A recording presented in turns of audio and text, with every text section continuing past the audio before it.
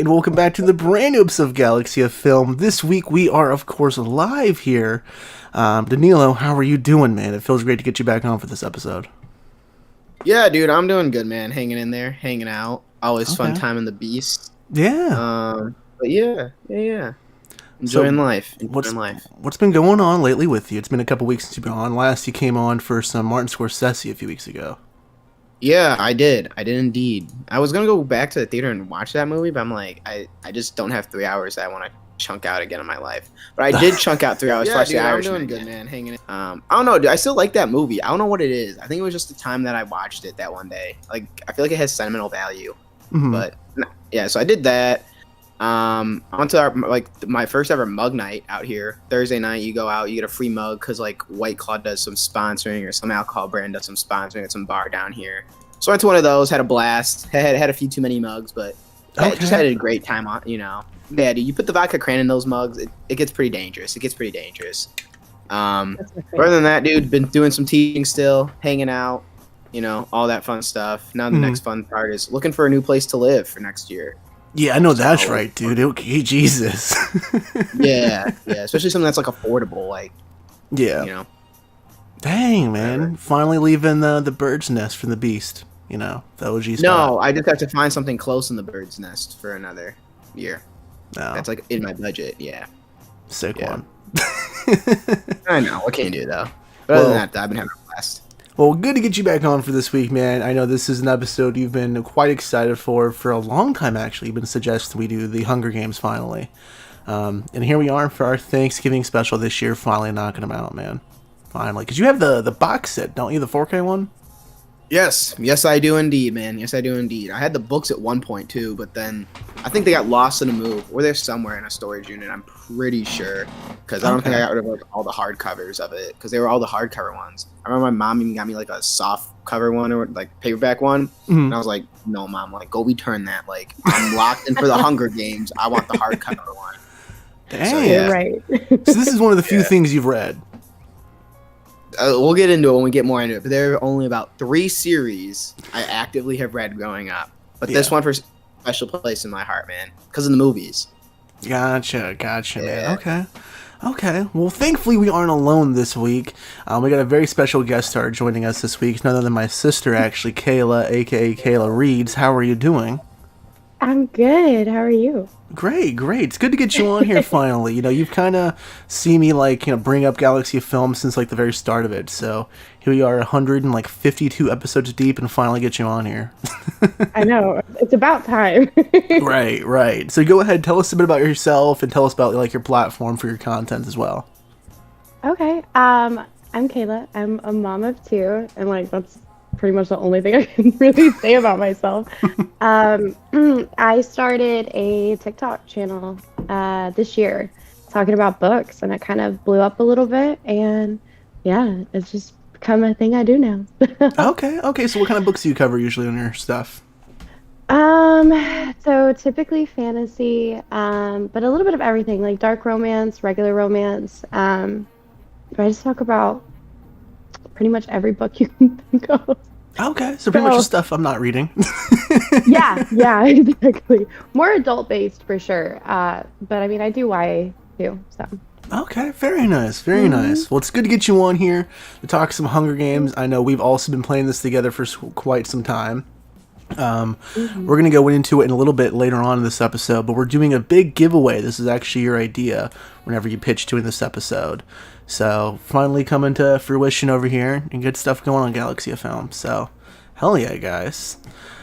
Taking a look here, we got Gamer Harold in the chat. Dude, Danilo, man, this guy, I'm so surprised he's stuck around with us for as long as he has. I gotta be honest with you. Blows my mind. I am too, man. I low-key am too, man, because some of the shit we've said, dude, but he's just a diehard fan, man. Truly, diehard dude. fan.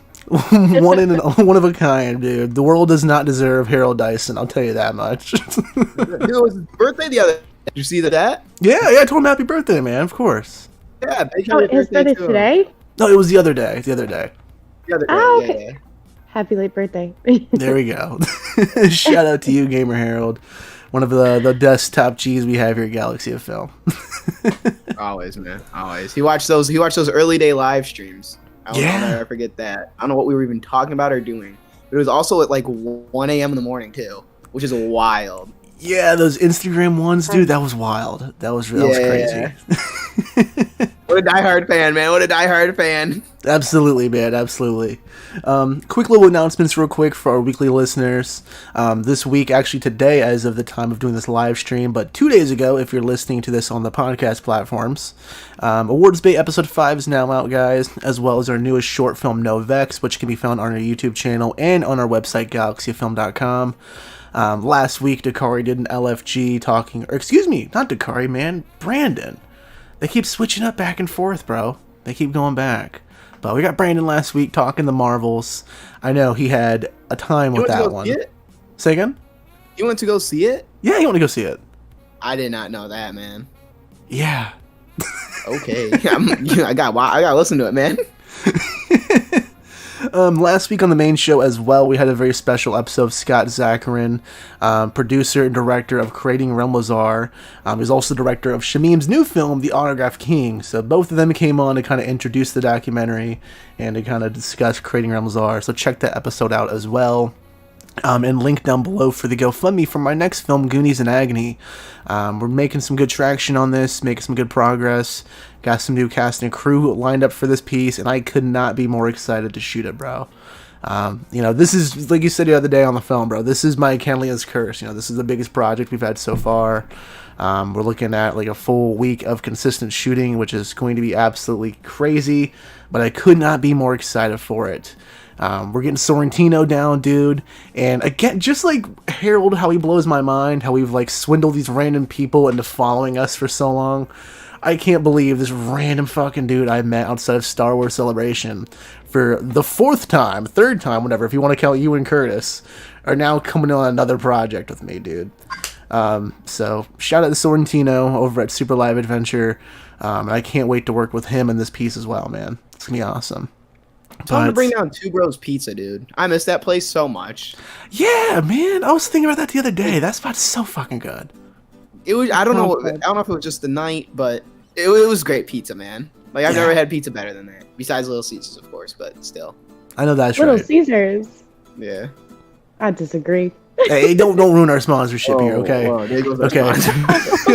Oh, I mean, Little Caesars is amazing. I know that's right. There we go. Oh, goodness. Real quick, before we go ahead and talk a little bit more of the giveaway details.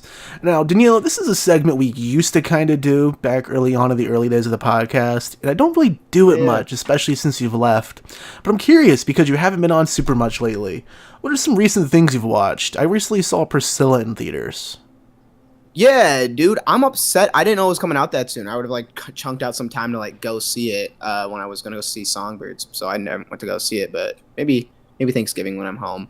But yeah, I've been watching Rick and Morty, the new season. Okay. Yeah, I know that there's all that controversy with Rick and Morty, yada. But I've always liked the show. I've always thought the writing was pretty good on it. They've had this one plot with Evil Morty and everything. I think way back since season 1, if not season 2, and I just thought it was very interesting. I know I talked a little bit about Solar Opposites way back in the day, how there was like a human plot to that, because like Solar Opposites are aliens. There's like this little human like string line once every season. But the Rick and Morty creators like made it very interesting, where they only had like this evil Morty character come in like once every other season. Yeah. That was really, but so it like kept you like really enthralled with that if that was like something you were following, which I was. And so they finally like kind of put an end to it almost. Really?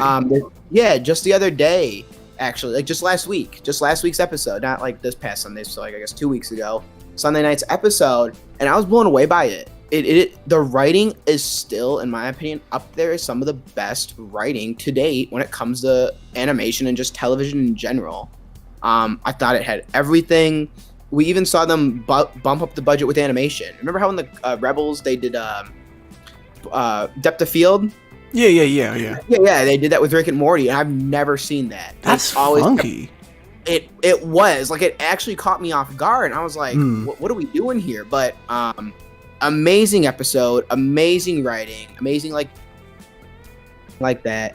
Makes me very excited for where this show's gonna go now that like the thing that's like been holding the show like continuity, I guess, together has been this character. I mean, he seems like gone. Like he's not gone, but if you watch, like you'll know what I'm talking about. But yeah, it was really cool. So that's been a good show. Voice acting is not the same without Justin Roiland, in my opinion. Like you can tell, but it's not the end. Yeah, it's not the end of the world though. Like I'm still watching the show because I like their writing. Sure. So yeah, I watched that. Let me see what else have I watched, man. Because I rewatched The Irishman. I don't know why I chose that as a rewatch. But that was 3 hours of my awful. life. Oh, The Killer, dude. I watched The Killer. Okay, how'd you like that? Yeah, see, I just don't think like the spies are for me anymore. Like I just don't think they are. I think I've had my time with them. You know, I think I'm like, I really like James Bond, Daniel Craig growing up, like the few other ones, what have you. Like Mission Impossible, but The Killer, I was just like, nah, I'm done. Like I didn't really follow along. I was cleaning up my apartment, I believe, that night, getting ready to go out or something like that. But I still like got out of it what I was supposed to get out of it. And I feel like if it's a movie that's on in the background, then it's kind of like, you know. Dang, that's disappointing to hear, man. Yeah, Fassbender gave a good performance though. Fassbender gave a good performance. It's something new from him, I would say, for sure. Okay. Over his Magneto, and I know it was in a few other like serious roles too. It was in Assassin's Creed, which is really funky. yeah, it was in 12 Years a Slave too. I remember that. Okay, yep, you're right. But yeah, it was Fincher still directs great, so okay. I guess that's a takeaway from it. Yeah, good there you go, man. I'm not gonna lie, bro. Priscilla was a bit disappointing. Really? I think the biggest downfall with Priscilla is it feels like it's comparing to the Elvis movie. Okay. For a movie that's supposed to be not about Elvis, it for sure makes me want to go watch Elvis, which is kind of disappointing, unfortunately. That's the one with Jacob Elordi or whatever, right? Yeah, from Euphoria. Yeah. Based off her like biography and stuff. Yes, it was. She produced this too, I think, actually, as well. I saw it with my girlfriend, her sister, actually. Yeah, Caitlin hated this, dude, and I was very shocked by that. Yeah. I don't know. But it's really funky. The girl who plays Priscilla looks and sounds exactly like a young Natalie Portman. It's weird. Very funky, man. Kayla, what about you? I see you busted out the wine, getting things ready for the show. What are some recent things you've watched lately? Movies, TV shows? Oh, that's a good question. So I started Loki season 2. Okay. I did start that. I haven't even finished the first episode, but I'm loving it so far. You know, kids makes it hard. Yeah, sure. But I just finished the latest season of Yellowstone. I don't know if you've seen it. I know Max hasn't, but it was fantastic. So good. Highly recommend it. Okay, what season of Yellowstone was that in particular? Like what number? I think it was 5, but don't quote me on that. Okay, have you watched any of the stuff of like Harrison Ford with Yellowstone? I think it's like what, 1923? No, but I'm dying to. I've heard incredible things. I think there's like 2 spinoffs. Yeah, there is. Yeah. And I also saw the new John Wick movie. So that was really 4. Good. Yeah. That was a solid one. That's in my top 10 actually of the year so far still. I loved it. Have you seen The Continental? That's like based off of it? I wasn't going to watch that. Yeah. I've heard some rough things about it, you know. Daniil, that was something we talked about like super early on the new segment. Yeah, we did talk about, and speaking of it, I forgot, I watched like half of that episode. I watched half of the first episode. It's like movies. It's movies, so it's like 3 parts, they're all like an hour and a half long, or 2, and I think the last one's 2 hours long. Okay. And I watched the first one, I only got halfway through it. I was just like I know what I'm watching. Like I was ready for a different thematic beat, I guess. You know, I was just expecting more. I was like, it was all right. Like maybe I might go back and finish it. Okay. Just to see that. Some more, you know, JW lore, but other than that, I'm kind of like, you know, I if you would ask me, you know, to like guess on what happens, like I can figure it out after watching half of the first episode. I'm feeling on that. Is it based after like the last movie of John Wick? Like, does it start after that? It's a prequel, from my understanding. The content. Yeah. It's set like in the 1920s, like or like 1940, like whenever the mafia was like big. I don't think it was 1920s. Yeah, But you get yeah, the idea. you see like a very young the manager and a very young of the bellhop guy.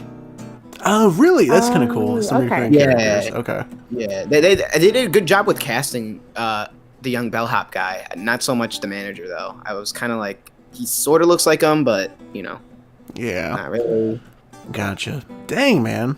We got some other things we're going to be covering in the news segment in just a second as well. Some trailers and some teasers that dropped. But first off, let's go ahead and talk about this giveaway that we're doing. So we're doing 2 giveaways, kind of, this episode. So first off, we're announcing a giveaway, more or less, that we're going to be doing for the next couple weeks. So here at Galaxy of Film, we actually have all 4 of the Hunger Games films here on 4K. The physical release is over here, showing the audience, got all 4. We're going to be giving these away, and Kayla, you're giving away all 4 of the books as well. And also for listeners who win the 4K set, some Galaxy Film stickers will be given as well too. Got to hook you guys up with the merch.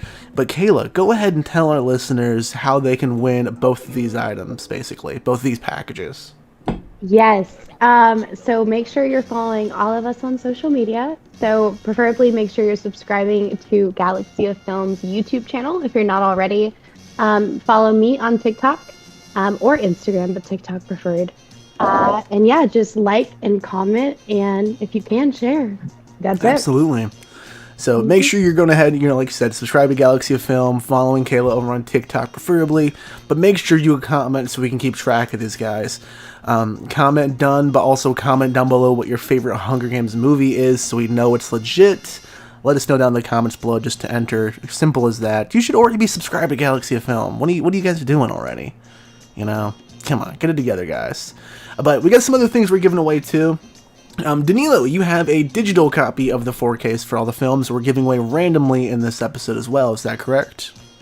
Yes, it is. Yeah, because I have the whole box set. I was one of the dumb guys, who ordered that on day 1 when it dropped. Not wait until Black Friday when they slashed the price in like half. So yeah, I have the digital code.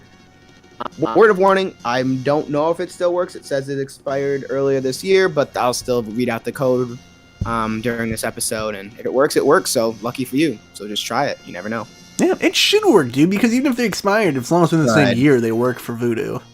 Yeah, I didn't know they expired. Yeah, they're kind of funky, which is always weird because that box set's not even old. Mm-hmm. Yeah, the box set's 3 years, I think. Not even 2, I think. So that's one of the good steel books. Yeah, it is. Yeah, it is 2. Yeah, sick one. Lionsgate. I know that's right. And also for the most hype person in our comment section for this live stream, we're giving away some Galaxy of Film stickers. We got some classics over here, including the traditional logo. We got the Spartan Strong logo we did for Danilo's school. We have a Lawn Busters redesign from featuring my new film, Goonies in Agony. And, of course, if I could get it off of my desk, some LFG, man. Been a while since we've rocked some of those, It has been. Yeah. So All good things to win, though. Yeah, absolutely. You're absolutely right, bro. We've been kind of, very pro stickers since we started Galaxy of Film, and it's been a while since we've given some out. So, taking this chance to just go ahead and keep that comment section live, guys, for a chance to win one of those stickers, or all the stickers. Who knows? Come on, guys, just keep the comment section lit. We got you guys covered.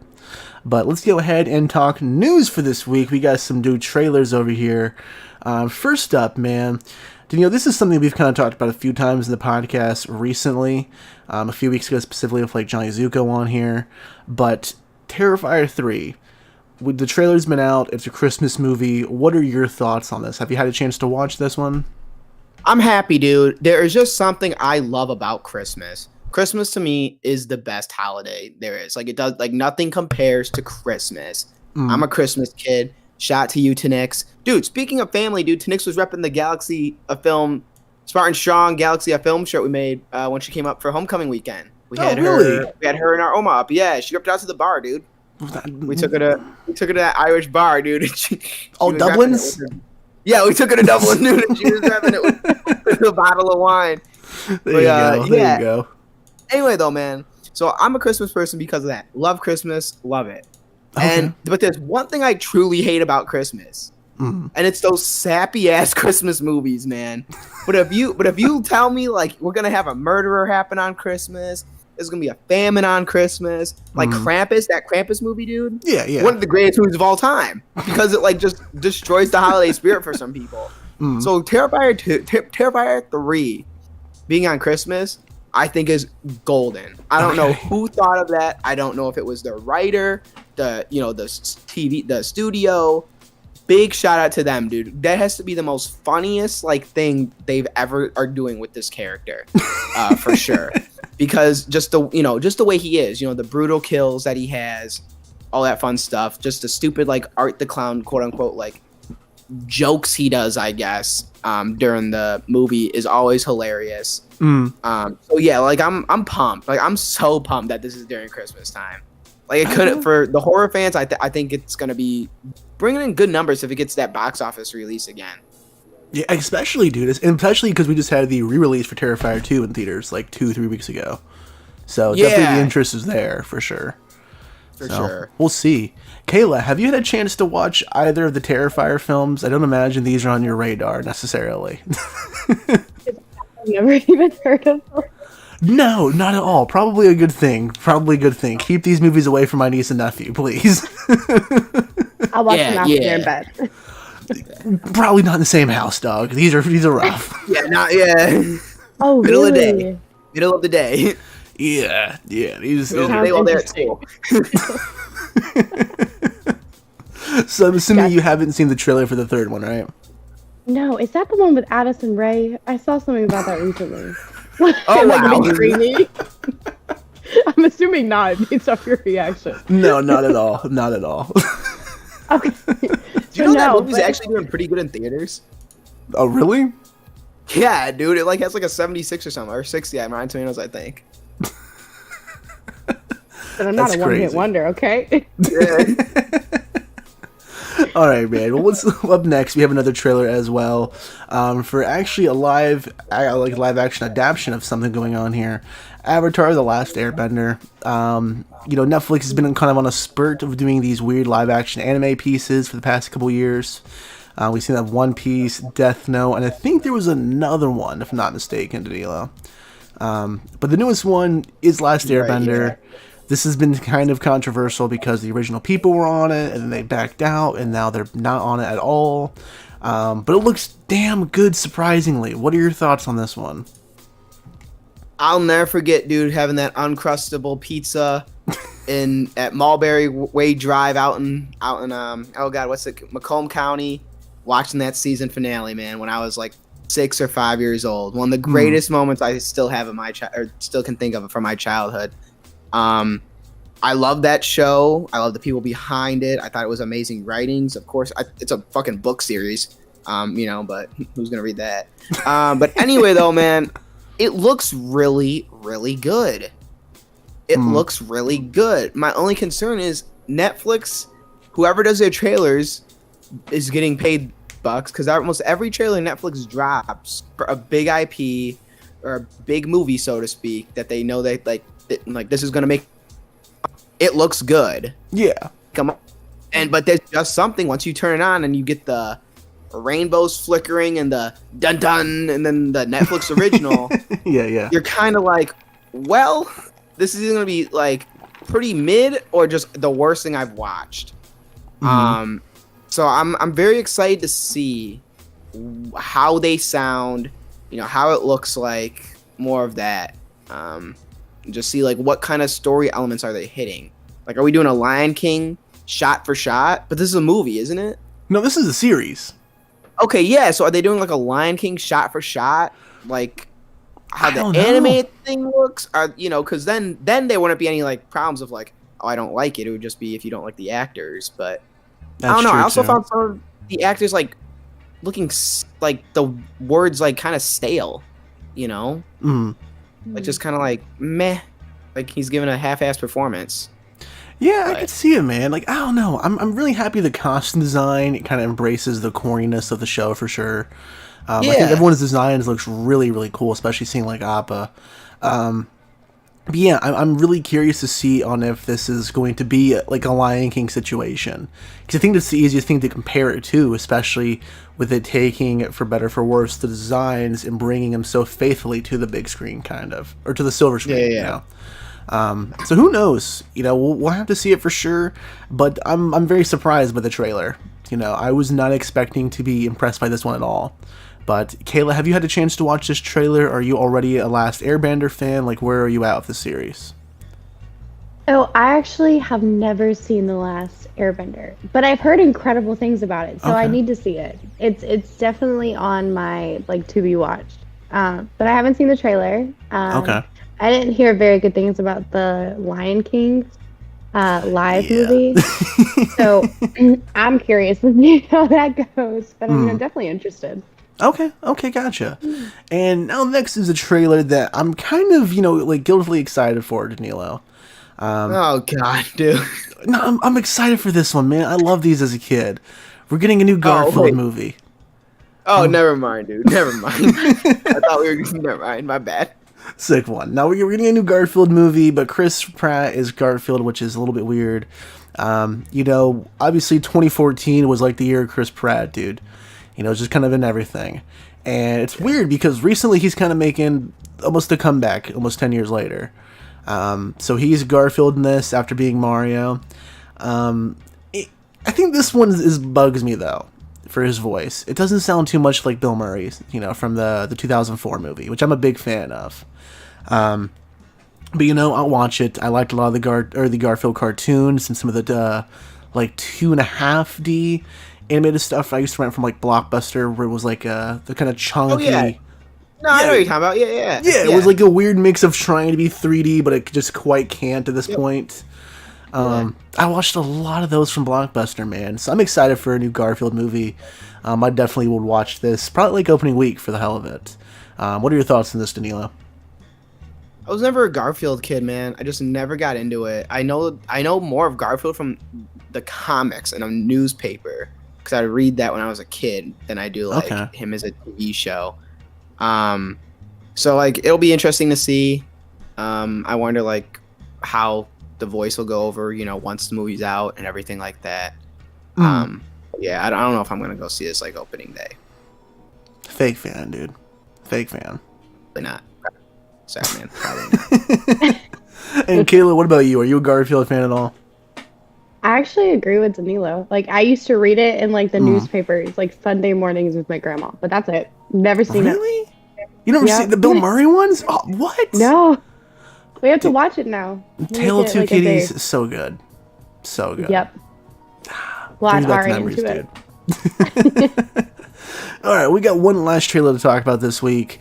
Danilo, I know you would watch this one because you had asked me about it. This is something I'm not going to lie, I did not get a chance to watch. But we have the Madam Web trailer. This is a little bit different. We have Dakota Johnson in this one. Sydney Sweeney, which our third Euphoria star we're talking about this week on the podcast, which is kind of funky. But yeah, man, what are your thoughts on this one? This is the latest entry from the Venomverse, which we know is having a lot of trouble. Like, El Muerto is apparently being, like, canceled, I think, now that Bad Bunny backed out of that film.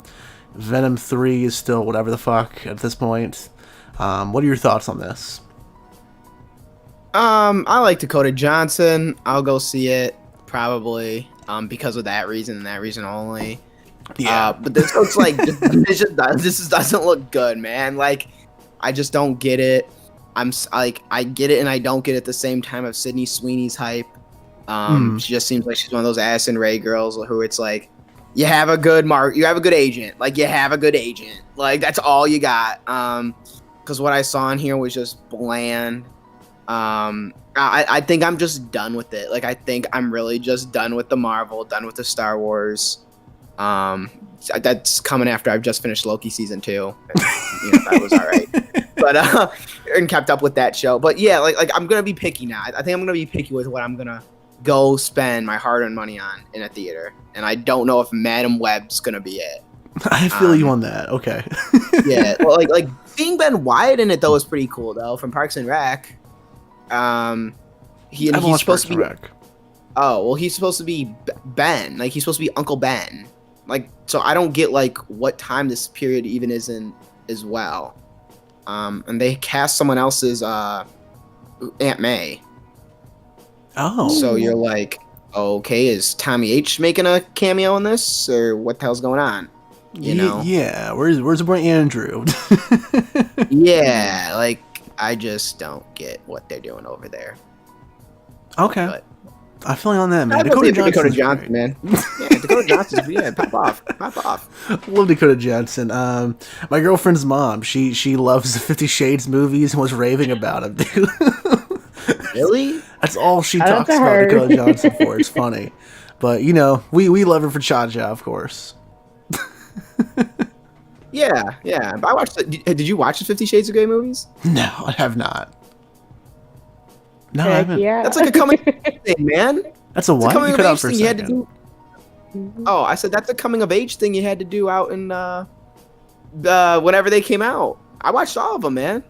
Was that like your discovery of porn? What do you mean a coming of age thing, dude? What? I don't know, dude, but I just know a majority of people who I talk to, who guys, girls, I'm like, did you watch the Dakota Johnson 50 Shades of Grey movie? Just, you know, like just watch them growing up, and they're like, yeah. It's I hot. don't know, man. Maybe it was just the Rochester kids who did it, but Yeah, like, they were dude. bad. I'm Like with they you. were bad. I don't know what the hell you guys had going on. I wasn't watching those growing up. That's weird. You're missing Okay. out. Kayla, what are your thoughts on It's about Madam a wedding. Web, since you do like 50 Shades? Okay, so I'm kind of torn because I feel like the Marvel movies have been going down, in my Yeah. opinion. Especially since like after the last Avengers movie. However, I saw the trailer. It looked really good. I love Dakota, so we'll see. Okay. You know, I haven't heard anything about the actual comic or anything, so all I'm going off is the trailer itself. Ah, okay. That's fair. Yeah. That's fair. Do you feel that Yeah. Sydney Sweeney was bland in this, like Danilo thinks, or what? So the only trailer I saw for it, I didn't really see much of Sydney. But I'm not a really big fan of Sydney. I feel like her attraction has gotten her a lot of like, you know, kind of where she is. Sure. But I don't think she's a bad actress. I just don't think she would be like my top 10 or anything. That's fair. so. I feel you on that. Yeah. Now, Danilo, our final piece of news for this week, man. This is something I'm very, very curious to hear your thoughts of. Obviously, you are in a very different position than when we first started Galaxy of Film. So now, here we are, 152 episodes later on. Dave Filoni is now the Chief Creative Officer at Lucasfilm. What are your current thoughts on this? It took them. When did they acquire this? 2014. They acquired 2012. Disney acquired 2012. It took them over 10 years to appoint someone as the person who's gonna like run all this Mhm. and have continuity and have things try to connect and have things make sense. It took them over 10 years. That is awful business. That is awful business. At least I now have someone who I can blame when the project is bad, saying, you know what, Dave, we had a great childhood together, man. Great picture. I'll put it in my photo book. But I don't like Star Wars because of you anymore. I don't think that's gonna be the case. Like I've told you, like I'm Star Wars out, Marvel's out. I'm gonna pick my projects. I am happy for them. I'm happy they finally appointed someone, and the person who they appointed was someone who basically studied under George Lucas. Mhm. Like I just don't get how this wasn't like a day one type conversation to have. Maybe it was, and Dave was like, no, I need some time, to get more mature in my creativity. I want to have live action directing under my role. I want to like at least try and have something of my own, like The Mandalorian. Mhm. So I get all of that. Like that were conversations that were being had behind the scenes, but I don't think it was. I just think they just didn't know what to do, and I think now they finally are like, yeah, we need someone. Like we really need someone. Yeah. Especially if it's coming now to where is what I guess the rumor is that all these like spin-off Mando shows are going to lead into the next movie. If that really is the case, then yeah, you probably are going to need someone. to be like, okay, like we just can't be making random ass shows and then like here's a movie and it has nothing to do with it. Sure. So I'm really happy that they chose Dave. I think he's going to do a fine job. I've always liked him. He worked on Avatar for crying out loud. Yeah, he did. You know, He's the director. I feel like he has a set way of telling stories and how stories should be told, and I enjoy the way he tells them. So I'm excited to see what it's going to entail in the future. I'm very excited though to see what the next actual project live action that they announce will be. Like away from the Mandoverse stuff, or just a part of Mandoverse? Just in general. Like what? Like let's say December 25th, we wake up and Lucasfilm is like, let's tell them this is what they're getting next Christmas. You know, like trailer will drop next year Thanksgiving, but this is what they're gonna get. Like I'm excited to see what that's gonna be. Because for right now, I don't think there's anything on the table. Right? Everything's just TBA. Well, we do know. I think if I'm not mistaken, by 2026 is the Mando movie. Yeah, and I guess that's what I'm leaning to. Like, what is that next thing that they're gonna say? Like, this is gonna be your next piece of live action. Well, it's Heir to the Empire. That one is confirmed. So it's gonna. Wait, you cut out. Say that again. Oh, so it's gonna be the movie? Yeah, it's gonna be Heir to the Empire. Will be the movie. Yeah. Oh, your audio. Sick one, buddy. Sick one. What? You can't. Oh, there you go. Now you're weird, man. Come on, keep going. Keep going. Oh, like I'm excited to see what they're gonna say with like, you know, this is it. This is what you're gonna get. Because we have all these projects announced, and I think a third of them have been slashed already. Yeah, Rogue Squadron, the Galtermo, you know, just a lot, man. Just a lot. Oh, Acolyte. They released pictures of Acolyte, didn't they? Or were those leaked pictures of Acolyte? I think they were leaked. Okay. Yeah. So yeah, I'm excited to see what they have in store for us, though, for sure now. Okay, interesting to see some positivity come back out of you, man. Especially when it comes to Star Wars, for sure. Now, Kayla, I know you haven't watched these movies. Okay, I'm not going to ask you the dumb question about what your thoughts on Dave Filoni. I would just like your public explanation as to why you haven't watched these movies. I'm going to humiliate you for a second. Okay. Star Wars? Yeah. Okay. I don't really feel like there's a good explanation to justify it. I will say I watched like the first 4. This was years ago. Probably like 7 years ago when you first told me to, Max. And I just never finished. I think I got to like right where Anakin was growing up. And then I was like, deuces. Yeah, come on. Daniel's face dropped. Dude, what do you mean watch the first 4, bro? Like, who just stops after the first? Not the first 3, not the next 3. The first 4 is where they said that they dropped off. That's all right.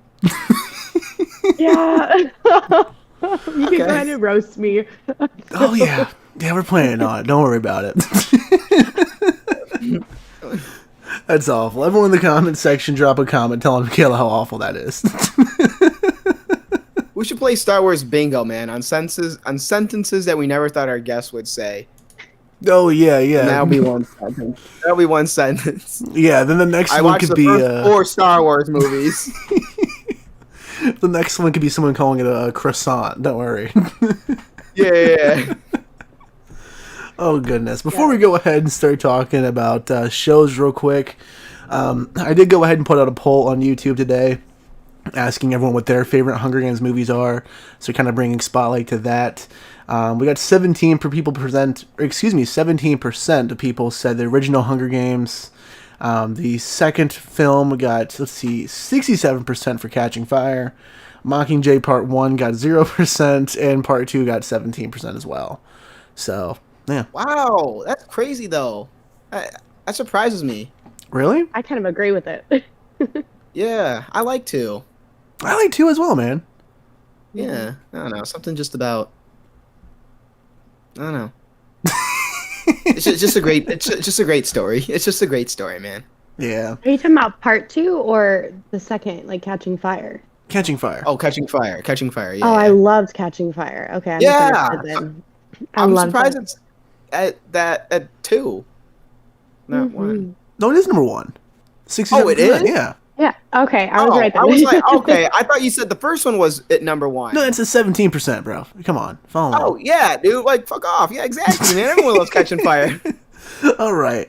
We also have one new iTunes review as well. This is from Demi Mac. The review is titled No Vex, and the review says, pee pee poo poo, that's not my foot. Thank you for the very glorious and well-written iTunes review. Means a lot and help out the show, you know. So let's go ahead and talk shows real quick right before we go ahead and dive into Hunger Games. Danilo, I think you're going to do an LFG on this at some point, I imagine. But Loki Season 2, without spoilers, give us your thoughts on it real quick. Yeah, I guess this is where I would have talked about Rick and Morty. Whoops. Yeah, dude. Loki was good. I know I sent out a tweet somewhere on Galaxy of Film. But it's just bland. Like there's just still something bland about these TV shows and movies ever since what was it called? Endgame came out. Mm-hmm. You know, and I don't think I'll put WandaVision up there just because it was a risk that they took with all those different eras, you know, and they kind of blended it right. And I'll always applaud a risk, especially whether it works or not. I'll always applaud a risk, especially when it comes to these IPs. Yeah, the Loki was okay. It wasn't bad. It was just good to see. It was kind of like a reunion. I'm not gonna say high school reunion, but it was kind of like a reunion. You know, you were with them during COVID. You kind of liked the characters. They all came back for another season. They all did their thing, and you were kind of like, it's good to see you guys again. But you don't really need to go see them again. You know, you don't need to go make time out of your day to go see them again, if that even makes sense. Yeah, I gotcha. Dang, man. I'm not gonna lie. I thought this season was gonna be like a dumpster fire. Well, it's close. It's close. When I was on Killers of the Flower Moon and we were talking about Kang and everything, like how they constantly beat Kang, but yeah, he's supposed to be the next bad guy. Like, yeah, like that just logically doesn't make sense. You know, why would you show us your next big baddie getting beat constantly? Yeah. So. Oh well, dude, I'm done with the MCU. You know how I feel about it. You know, chill, dude. That's why the Marvels was an LFG. Yeah, dude, it's, you know, you really see how Galaxy of Film is operating when it came to the Marvel stuff, man, and kind of DC. It used to be main topics. Notice how it's now close to the LFGs. The show I've been watching recently, my girlfriend and I had a chance to go ahead and finally dive into this season 2 of The Bear, man, and I am loving this show still. I was a bit behind, didn't get to watch any of this season live when it came out weekly on Hulu earlier this year. But it holds up, and it's even better than season 1 so far. You know, this season is all about kind of restoring and bringing up the new restaurant that the team's trying to build. Just so damn good. Jeremy Allen White continues to kill it. We got Will Porter, who's in Guardians 3 as Adam Warlock. Surprisingly has a decent role in this. Jamie Lee Curtis is in an episode, which is really cool. Bob Odenkirk as well. Sarah Paulson, too, which is really weird. So you get some cool names in this season, you know, but good stuff. Really enjoyed in season 2. Kayla, do you have any other last minute shows you want to talk about real quick before we dive into Hunger Games? Actually, yes, I do. Okay, hit us. Wheel of Time. Have either of you seen it? I saw previews of Wheel of Time when it was first coming out. I've seen like the first episode. Isn't that on Amazon Prime? Yeah. Mm-hmm. It's based on a fantasy book. I haven't actually read it yet, but when I tell you, season 1 is fantastic, but season 2 blows it out of the water. Okay. I mean, it's 10 out of 10. Highly recommend it. Nice. It's got a good mix of everything: romance, a lot of action, a lot of gore. The magic system is incredible, so highly recommend. Okay, sweet. Yeah, it looked a little bit comparable to like a time travel version of like Lord of the Rings almost. It's I would put it as like Lord of the Rings mixed with Game of Thrones. Yeah. Okay. Yeah, that's the best I could probably describe it. Okay, nice. Yeah. Well, Danilo. Remember when Amazon Studios spent $1 billion on the Lord of the Rings series and it is not talked about at all? I remember Hamlin texting me about that. Pissed as hell, dude. Yeah. Good shit. Pablo, it's time, man. It's time. I'm so glad to have you on this week to give these fucking recaps, brother. So go ahead and get us all set up for the first Hunger Games film. Am I recapping the book of the movies, man? The movies, dude. What do you think this is? Come on. You got some different stuff, man. You got some different stuff. But anyway, though, so the movie opens up, man, and we're out in Pan Am, and we're chilling, dude. We're chilling. It's The Reaping. You know, you didn't come into the theater back in the day of 2010 or 11, whenever this came out, and we're like, what the hell's the Hunger Games? You knew. And if you didn't know, you weren't there. So we didn't watch it there. We didn't watch it there, actually, because we knew, man. We were locked in for this. It was our magnum opus. Like, they were the Lightning Thief, the Hunger Games. You were what, team 1 or team 2? But if you were cool enough, you were both of them. You knew both. So anyway, dude, you're sitting there, you're watching this girl come on screen who you've never seen, and her name is oh god, what is her name? Jennifer Lawrence. Jennifer Lawrence just pops out of nowhere, dude, and she's like, "I'm Katniss Everdeen," and you're like, "Who is this?" Like, kind of Major Slay though, and her name gets picked or whatever for The Reaping, and you're like, damn, but I read this in the book though, so I know what's happening. Actually, Prim got picked or whatever. Okay. And everyone's like, "Oh, poor Prim." But then Jennifer Lawrence pops up and she's like, "No, I got you, dog." And then stupid fucking Peeta Mellark gets picked, dude. What an absolute joke of a human being, bro. He's a baker. He's a baker, dude. They're coal miners in District 12, and Suzanne Collins was like, "Hang on, let me pick the femboy Baker." So the Baker got picked, dude. And you're like, "Oh, fuck, what's going to happen with my man Gale now?" Because, you know, like Katniss and Gale were dialed in, baby. Like, that was star-crossed lovers right there. So anyway, they go to, like, they're traveling a train, going through districts, yada. And they meet this guy named Haymitch, who's kind of just like a living legend, dude. Mm-hmm. But he survived the Hunger Games. He won it from District 12. He's an alcoholic. He's just living his best life, sort of. But he doesn't like the job, but he cares about the kids, like, if that makes sense. Yeah. They get in the districts. They're meeting all the other people who got picked from, you know, the rest of the 11 districts, and they're talking, they're chilling. You see how they're all, like, differently represented based on like class and everything, and they have to, like, kind of basically put on a show for the Capitol. So Haymitch trains them. Oh god, that girl trains them too, the one who's very exotic and everything. And how they're gonna win, but they need donations so they can have any chance of winning. Because, like I said, Baker Boy ain't winning. Baker Boy ain't winning this, dude, without Katniss. Like, Katniss at least can shoot a bow and arrow. Yeah. This rebellious side of Katniss, she shoots an arrow with the game makers. She does all these things. She has the dress on fire.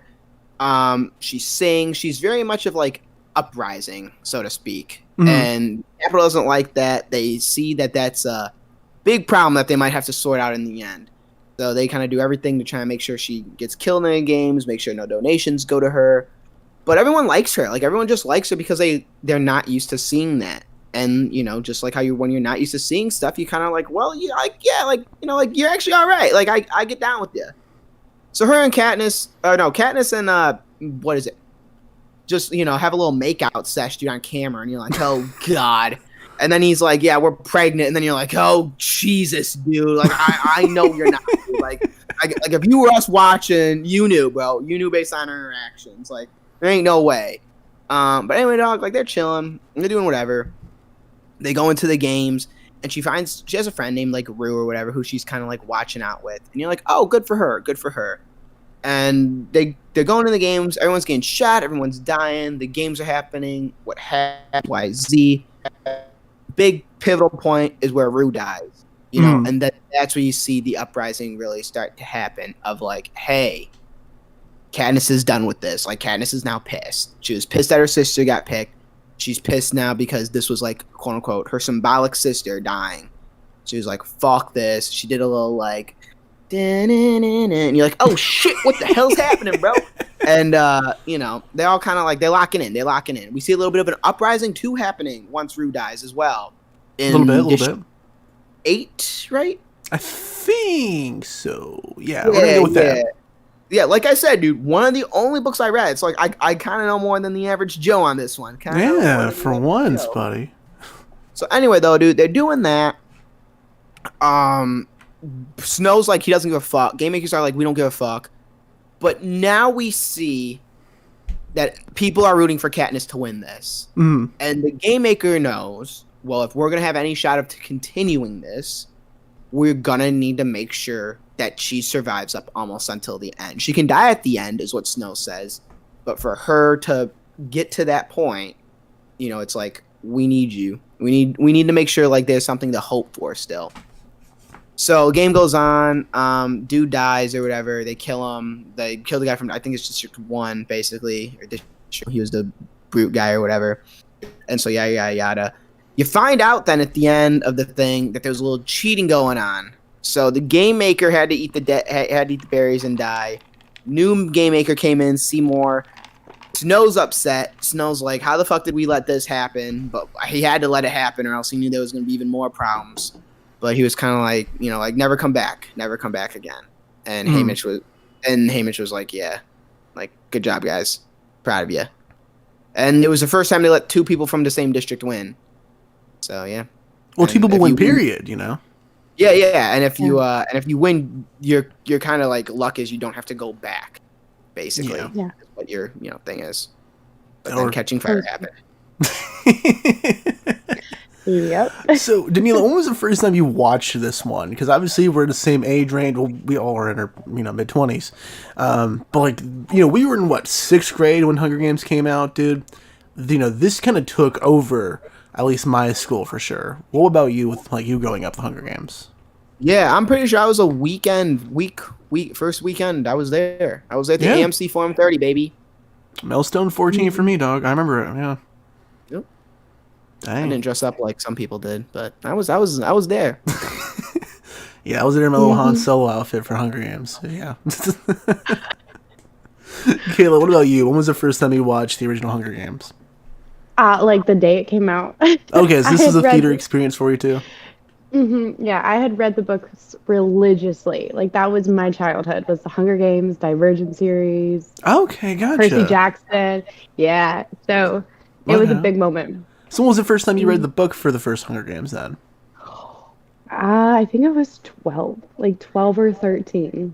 Okay, damn, all right. I borrowed my sister's book, and I remember very, very specifically, like, reading until like 3 a.m. with like a light underneath the bed, like with the comforter pulled up because I was supposed to be asleep, like just reading the whole book in a day, and I was obsessed.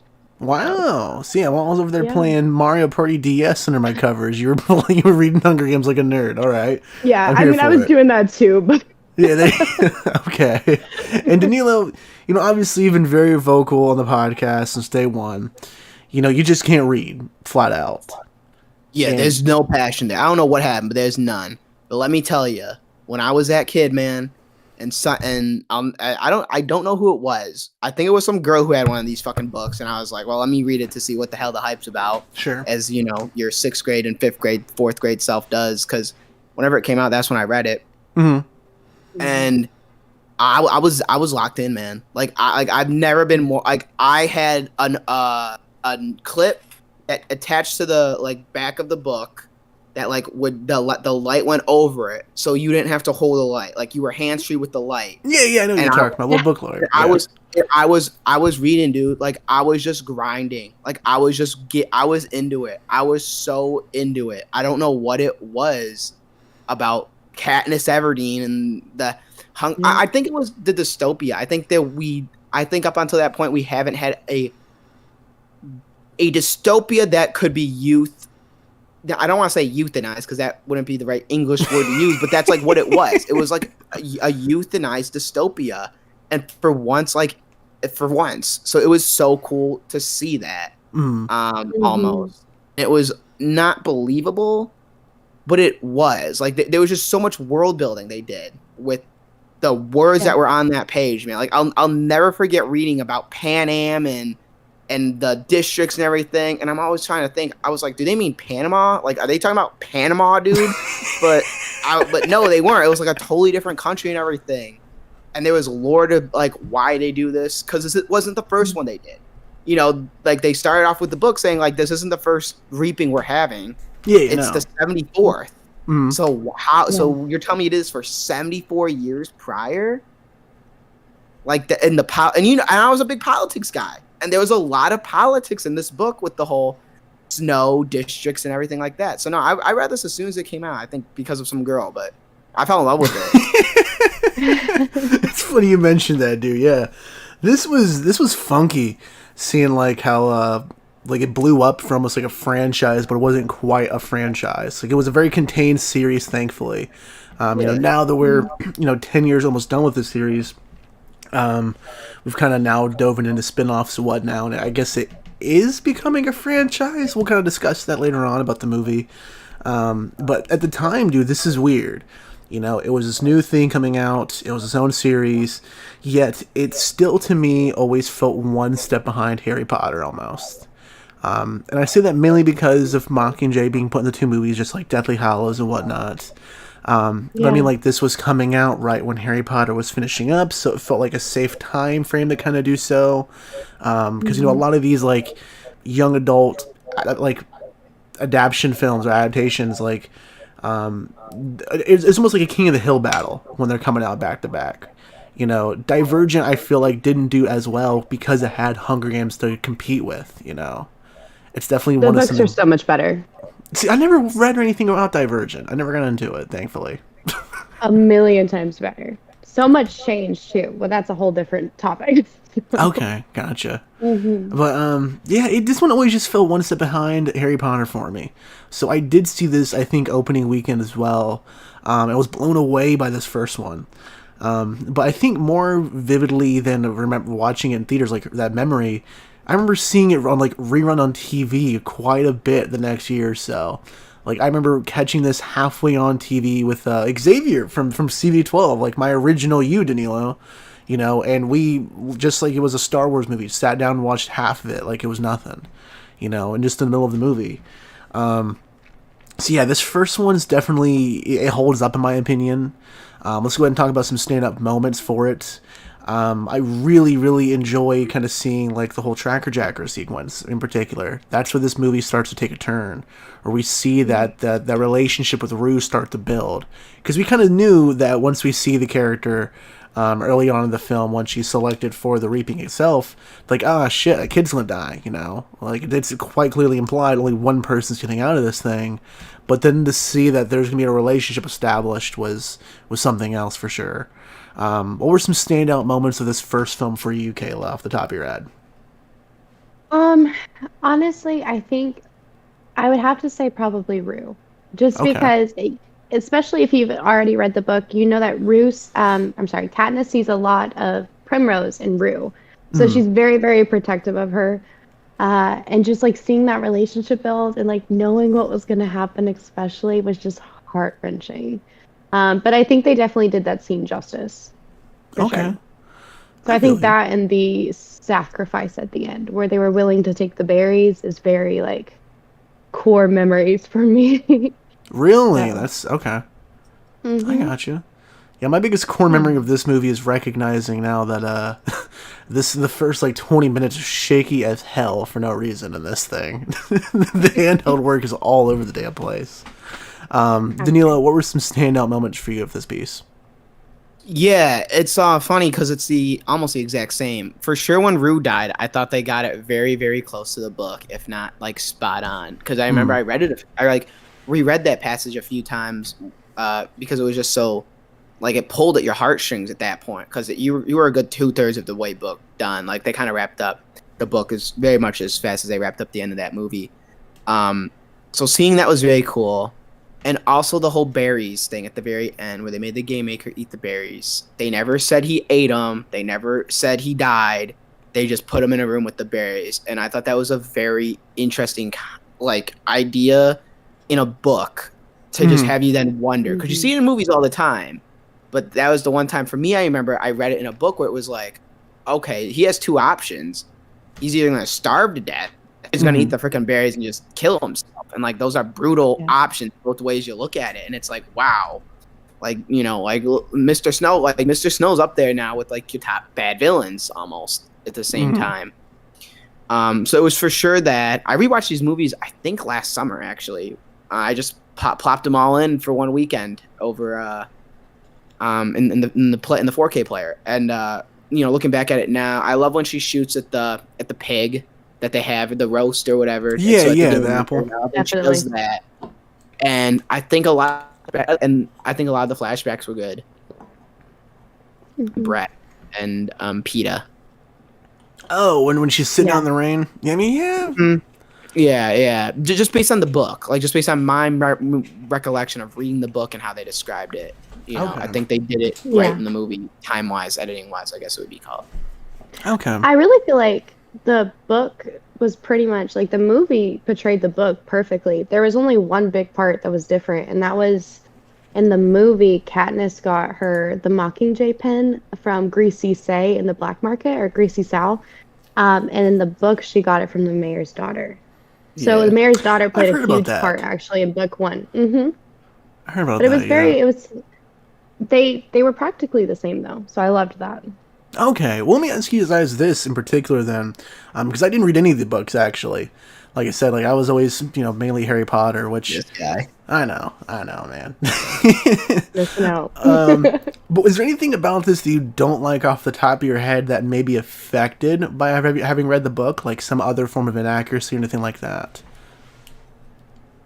I think that's the only one I can think of. What about you? Yeah, no, for me, no. Like this was as close to the book as they hit the points that they needed to from the book. Yeah. Okay. Definitely. Gotcha. Well, let me ask you guys this then. Let's go ahead and wrap up with this first film. Danilo, what would you rate the first Hunger Games? An absolute Coruscant. Coruscant. Yeah. Okay, very nice, man. For me, this is the best middle way to Coruscant, man. The shakiness is really rough at first, and in comparison to the rest of this, I don't know if this was an artistic choice for this first one in particular, but the first one's ugly. Like, the coloring is just funky, and I get, like, it kind of mashes in with a dystopia type of feel with everything, especially with them being, like, coal miners. But it's not consistent with the rest of the series. Yeah. It loses that kind of dreadful look, which makes this one stand out in a funky way. So I think if they had kept that look with the rest of them, maybe I wouldn't feel some, like, weird way about it. But it is kind of ugly to look at, but... it's the best middle way Coruscant for me. Kayla, what would you rate the original Hunger Games?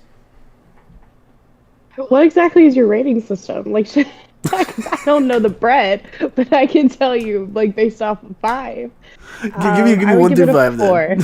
A 4? Okay. I'll do a 4 out of 5. Yeah. Okay, sweet. So the best one for you as well. 4.25. Yeah. I forget you stopped after 4 movies. I can't have you read the rating system. Okay. Good job, guys. Good job. I'm going to go take a look at our audience real quick. We got some comments talking about their favorite Hunger Games films. We got Gamer Harold saying the first Hunger Games because that's the only one he's seen. Great work, Harold. Great work. And then actually my girlfriend commented. She said Catching Fire for the characters for being her favorite. So... good pick as well. Definitely has some good, interesting characters come into the sequel. It really throws me off seeing Jeffrey Wright in Catching Fire. Really funky addition to this. But, Danilo, give us your recap of Catching Fire. We get the introduction on one of the greatest lines ever. And it is the quarter quell, dude. I've never been... what does that mean, dog? I'll never forget reading that. I was like, what the fuck does that mean, bro? And it was just the coolest thing ever. And I remember Katniss was explaining in the first few chapters, saying we have to go fucking back.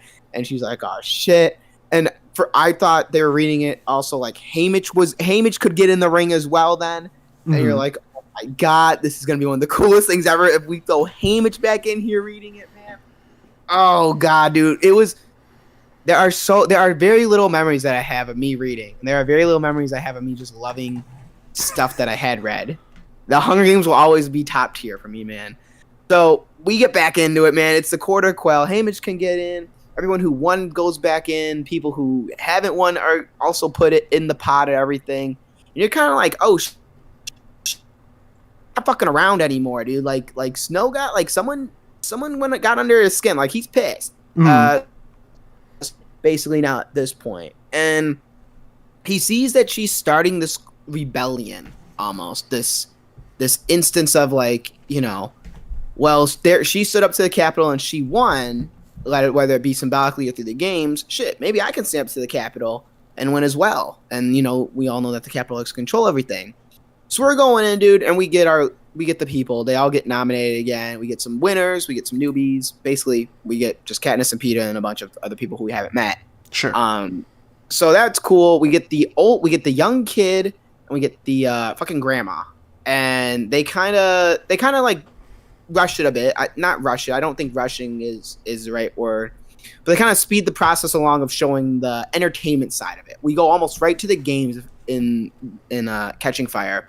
But which I think is what makes it a more engaging movie, because we know if we read the books that this is what's like. We already got that part. We read it. We know what's happening off screen. We don't need to see it anymore. Well, let's get right to it because we got some good stuff going.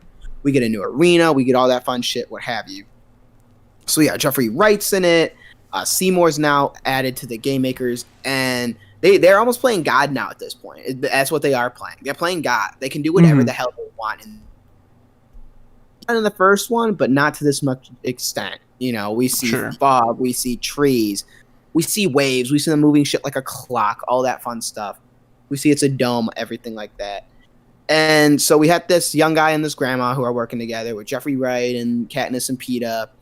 And Katniss and Peeta are doing everything. Everyone now has came to the understanding of like the games are dumb. We want these games to happen. So we're not gonna like kill each other. Basically, we are going to try and outsmart the Game Makers. Some people follow along with that. Some people don't, and you have to go kill them in like the first fucking 2 minutes of the bell dinging or whatever. And you're like, oh shit. Well, what can you do?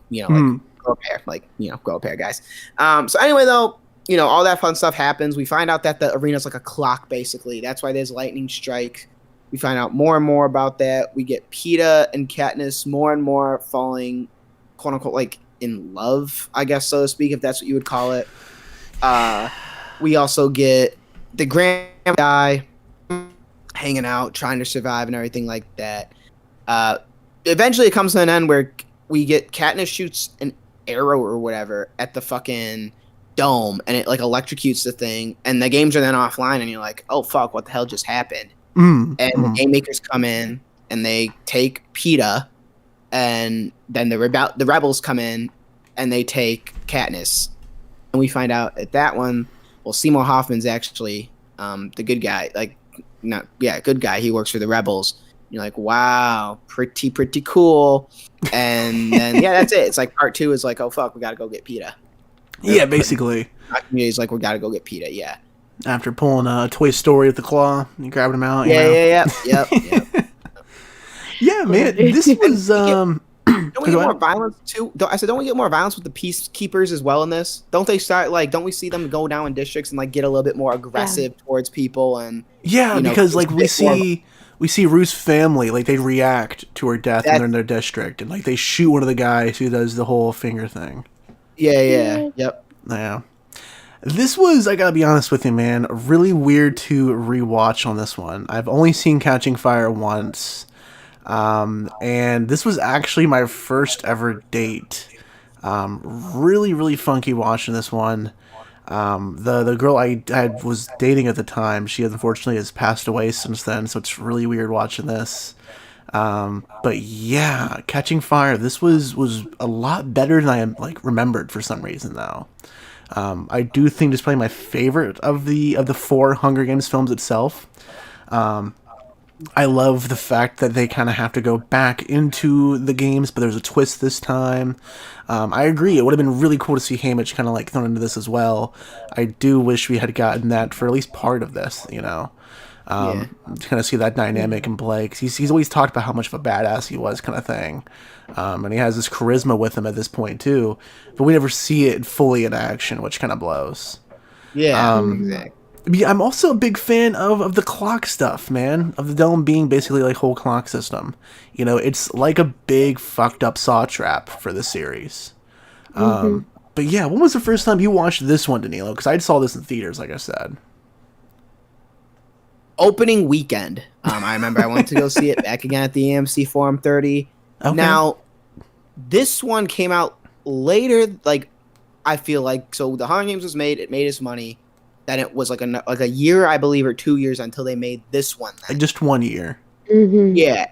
So by that time, though, I already have completed the series, and I don't remember much of Catching Fire at that point. Okay. Because I just sped read them all in like a good year, the whole Okay. Hunger Games series, you know.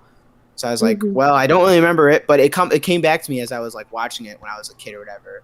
But I mainly remember this for more of the peacekeepers being, you know, not peacekeepers, and I think that's where you got the line of like the difference between peacekeepers and like peacemakers or whatever. Yeah, And yeah. yeah, so there was that, and then I remember just the ending of how PETA got taken, and she shot the freaking dome thing or whatever, and that the grandma was in it. I think that's because I had a grandma, or I do have a grandma.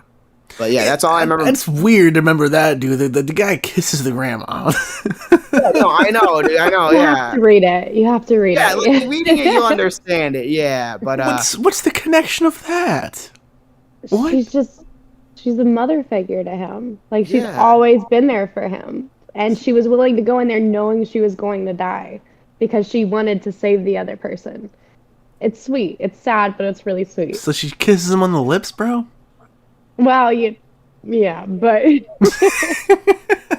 It's probably in her That's- contract, man. She's probably said if I do have to go through all these fucking training, I better be able to kiss the hot guy on the lips or whatever. I don't blame her. Yeah. Okay, but continue, Daniil, anyways. Yeah, and there was just I remember more of it when I started thinking about it because you got all these new animals, I guess they would be called, or inventions that the game makers made, and that was once again what was just so cool about this. Like there's lore to this because it wasn't like they just crafted something. It wasn't like they just like made this animal. Yeah. It came from a district. It came from before the war, 75 years ago, and they added to it. What did they add to it to make it more deadly to people?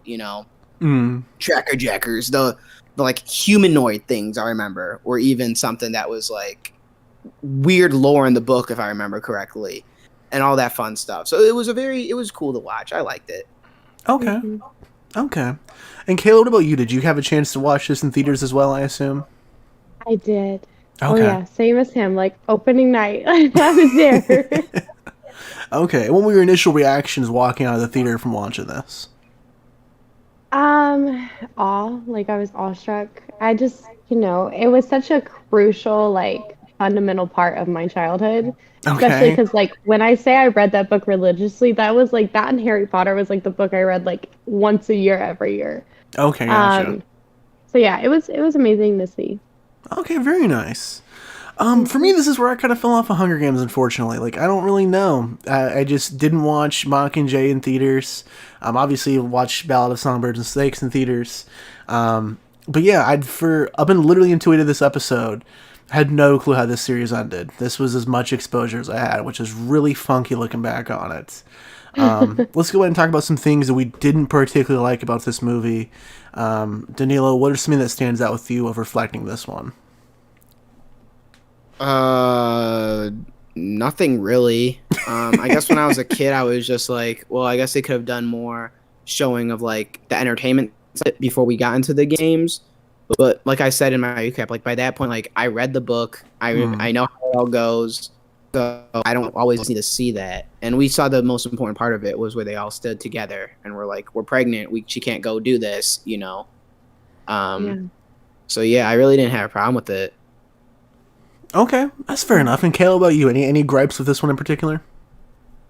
I mean, nothing major. I would say the only thing that I was kind of disappointed in, and that's putting it really loosely, is I wish you could have seen more of the exchange based off the book between PETA and Haymitch, of why because Haymitch wanted to volunteer. He wanted to go into the arena. Yeah, I remember that, yeah. But in the book, it was just a lot more descriptive, and there was a lot more reasoning behind it, which the movie didn't fully capture. Gotcha. That would be kind of cool. I feel like that's it's my gripe with this story, but not in the movie necessarily. Is I wish I saw more of that, because if it's being true to the source material, I get it, is what it is. But it would have been cool to see some more of Haymitch doing some actual stuff in this one. But yeah, this one holds up for sure, though. I really like that the domes, or the Hunger Games itself is different. Katniss shooting the lightning bolt arrow is cool as hell.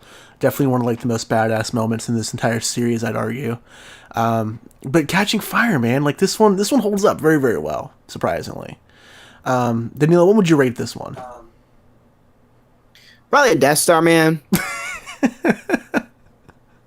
There you go. Not bad, not bad. For me, this is a Bespin as well. Yeah, I don't know what could have been done better about this one. It feels very much like Pirates of the Caribbean 2, where it's definitely not a complete story. It's very much leading into more, but it's not like a cheap cliffhanger, if that makes sense. Yeah. But Kayla, what is your rating for Hunger Games: Catching Fire? I would give it a 4.5 out of 5. I loved it. Okay. So, yeah. Fair enough. Very nice. Very nice. Mm-hmm. Now, Danila, before we go ahead and start talking about Mockingjay Part 1, how are you feeling, man? Are you feeling like it's time to give away that code? What are you feeling like, Doug?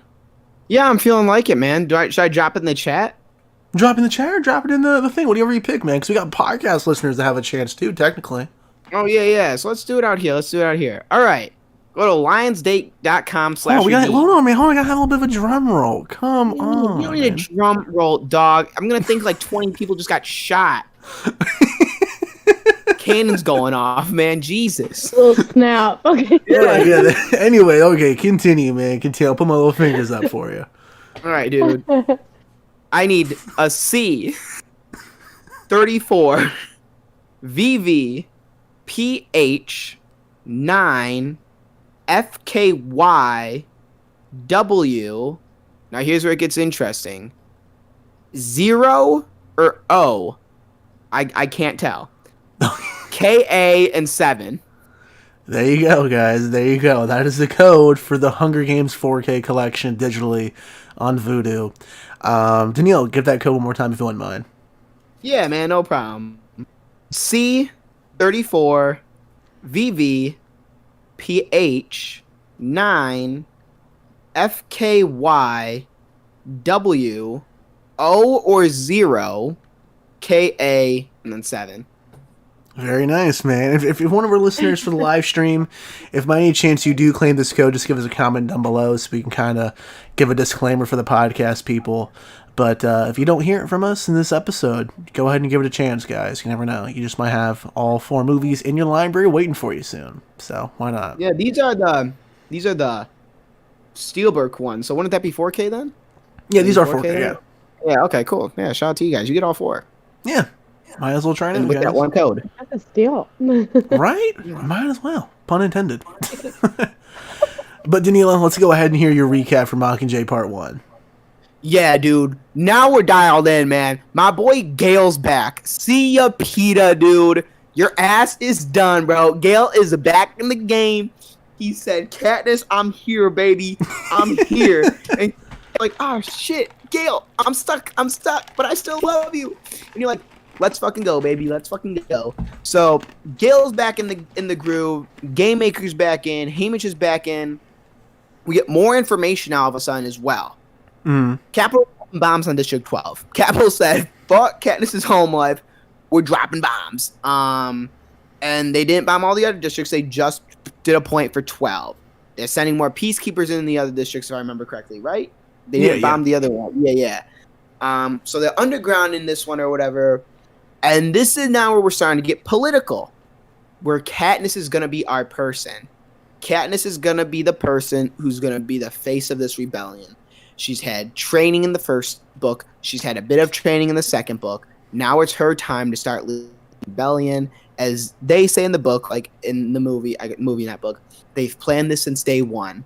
This, like Katniss being picked was the reason the Hunger Games did everything. Is the reason why this going on, dude. They're trying to lead Katniss. They're leading Gale. They're trying to get out of the rubble. They're going through the rubble. They're going to break into the Capitol, basically, to try and get PETA, because that is where he's coming from. We see PETA now also having these messages to the districts and 12 saying, stop. I love the Capitol. The Capitol is great.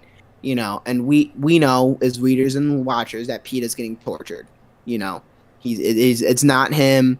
They're doing something to him. He doesn't look the same. What the hell is happening? But here we also get more introduction to once again, one of the greatest villains ever created, President Snow. Whether on screen and on book and on paper, we're getting more him. We're getting more dialogue from him. We're getting why he's the way he is a bit, why he's all upset, all that fun stuff. And we get more. So by doing that, we get into the capital as well, and we see more of the difference in class. It would be in wealth. I guess that's a better thing. Difference in wealth between the capital and all the other districts. So you're like, oh shit, like actually like the capital's not good at all. And not that anyone thought it was good before, but you kind of are like, President Stone's like a real bad guy here. Like it's not, a little bit. Yeah. So you're getting all of that. Katniss becomes, the Mockingjay now. We get what a Mockingjay is. We get that fun stuff. And just like the movie, the book split into two, or just like the book, the movie split into two, where they find Peeta, they rescue him, they have to do all these fun stuff.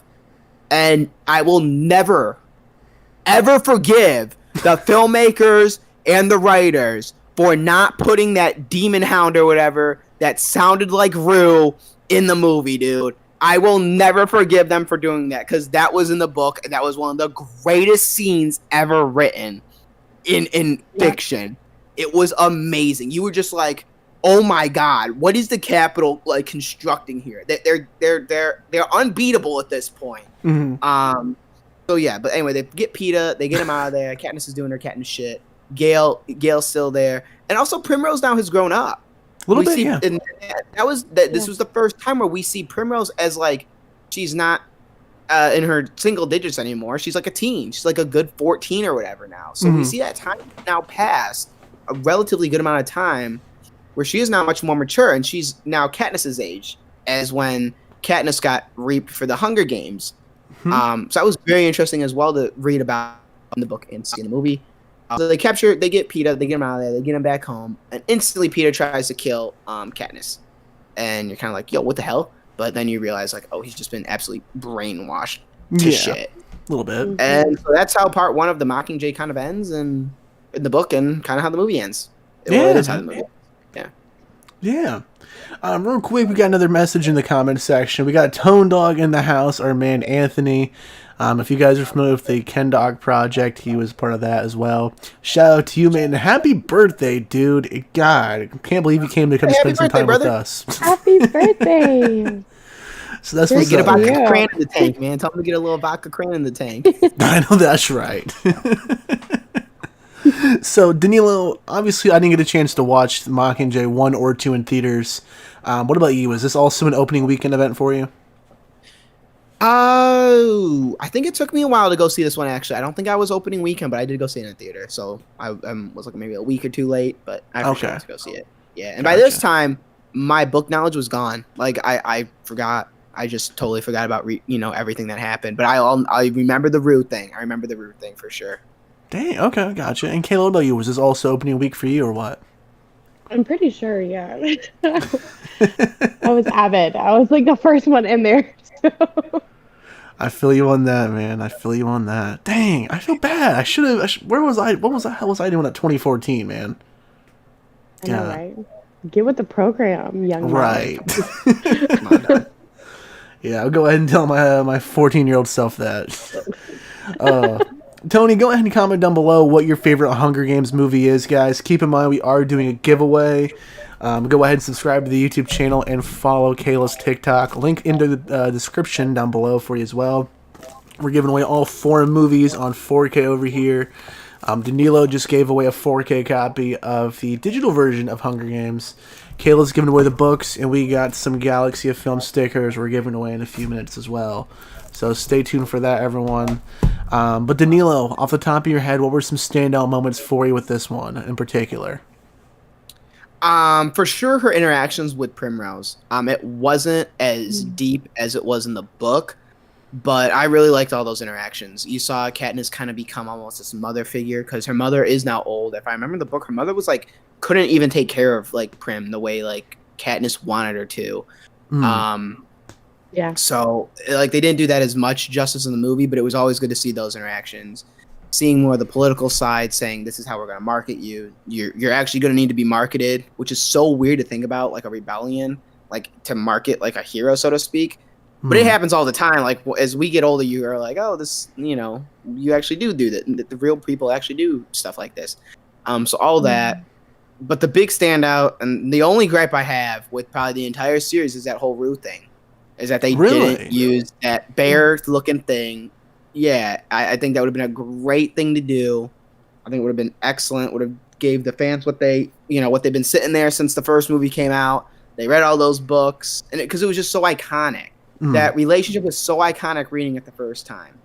Reading the death was so iconic. And then watching that death then translate to the screen in almost perfect accuracy as well, with the flowers and everything like that.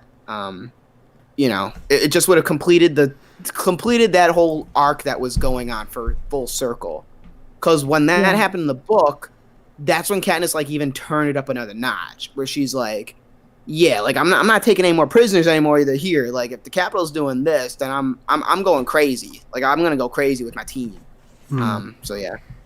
Nice, man. Okay, man. I might have to go ahead and pick up Mockingjay and read that chapter in particular to see what you're talking about, man. Because it sounds dope, but like I have no context for the hell you're talking about other than just your description. If you're gonna do that, you gotta start from the beginning. Come on, man. Like, okay, dude, come on. I got plenty of other shit I gotta watch here. We got some more comments down below as well. Tony's saying he was kicked to see we were streaming this evening, and he also loves that first movie. And let's see, we also got Mason from MC Media down below. Yeah, he's never seen Hunger Games, so sick contribution. Dude, that's still wicked. Yeah, man, to be very honest with you, I do not like Mockingjay. I don't.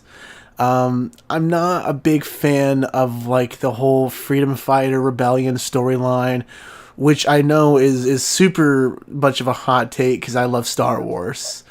It makes zero sense at all. But I don't know, this one does not hit home for me. I like when this movie we see the reaction of her actually having to go to District 12 to see for her own eyes that everything's been bombed. I like those kind of reactions. But the world of the Hunger Games, Panem, like, I have no attachment to it. I don't see enough of it for me to really care in certain parts, unfortunately. Yeah. Maybe if I saw more districts, we see a bit, like we see some of 8 in Catching Fire, and we see some of Rue's stuff, and we see like during the Reapening, different clips of just them having the ceremony, but I'm not seeing the day-to-day stuff of anything, kind of like we see with 12, and a little bit of 13 in these two here. But yeah, I don't know. Mockingjay just was a bit boring for me. I think it's really interesting that, that Katniss was more or less the poster child for this rebellion, and to see them having to do the marketing stuff for it, for sure. But that's the majority of this movie. It gets a little old a little quick. Maybe if instead of we just had a 3-hour Mockingjay piece instead of being 2 separate films, I think it would have been paced a bit better.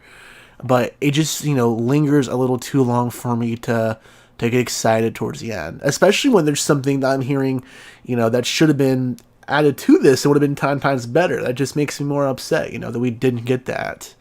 But Kayla, where's your mind at with Mockingjay? Where do you stand out with this one? So there's 2 very distinctive things for me that I can remember. And I want to actually ask you guys, the hospital scene happened in part 1, right? Yes. I think so, right? Okay, I wanted to verify. So in the books, and the movies too, but the books especially, the hospital scene and the bombing of District 12 was so much more heart-wrenching.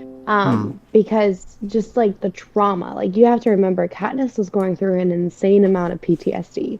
So to walk over skulls and bodies of people that like she had grown up with and like had like it's traumatizing, and then to meet all these people who are already hurt and injured and then have to like know that they were all unalived after is heart-wrenching. So those were 2 scenes that really did a lot to me emotionally.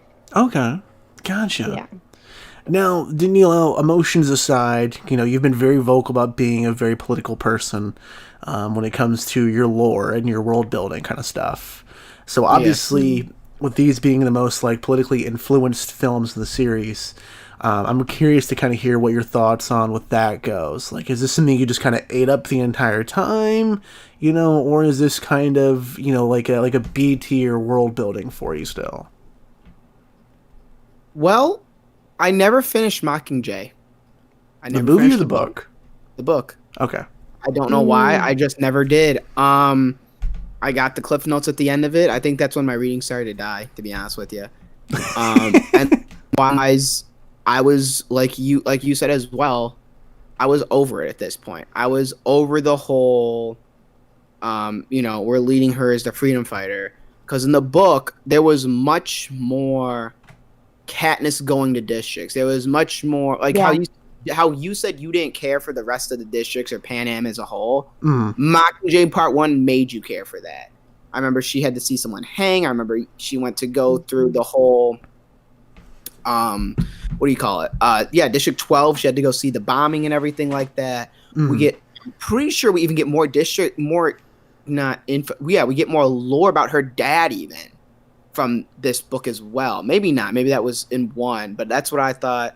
But yeah, she's going through these districts in Mockingjay very much so as like, oh my God, Katniss Everdeen's here. Katniss Everdeen's here.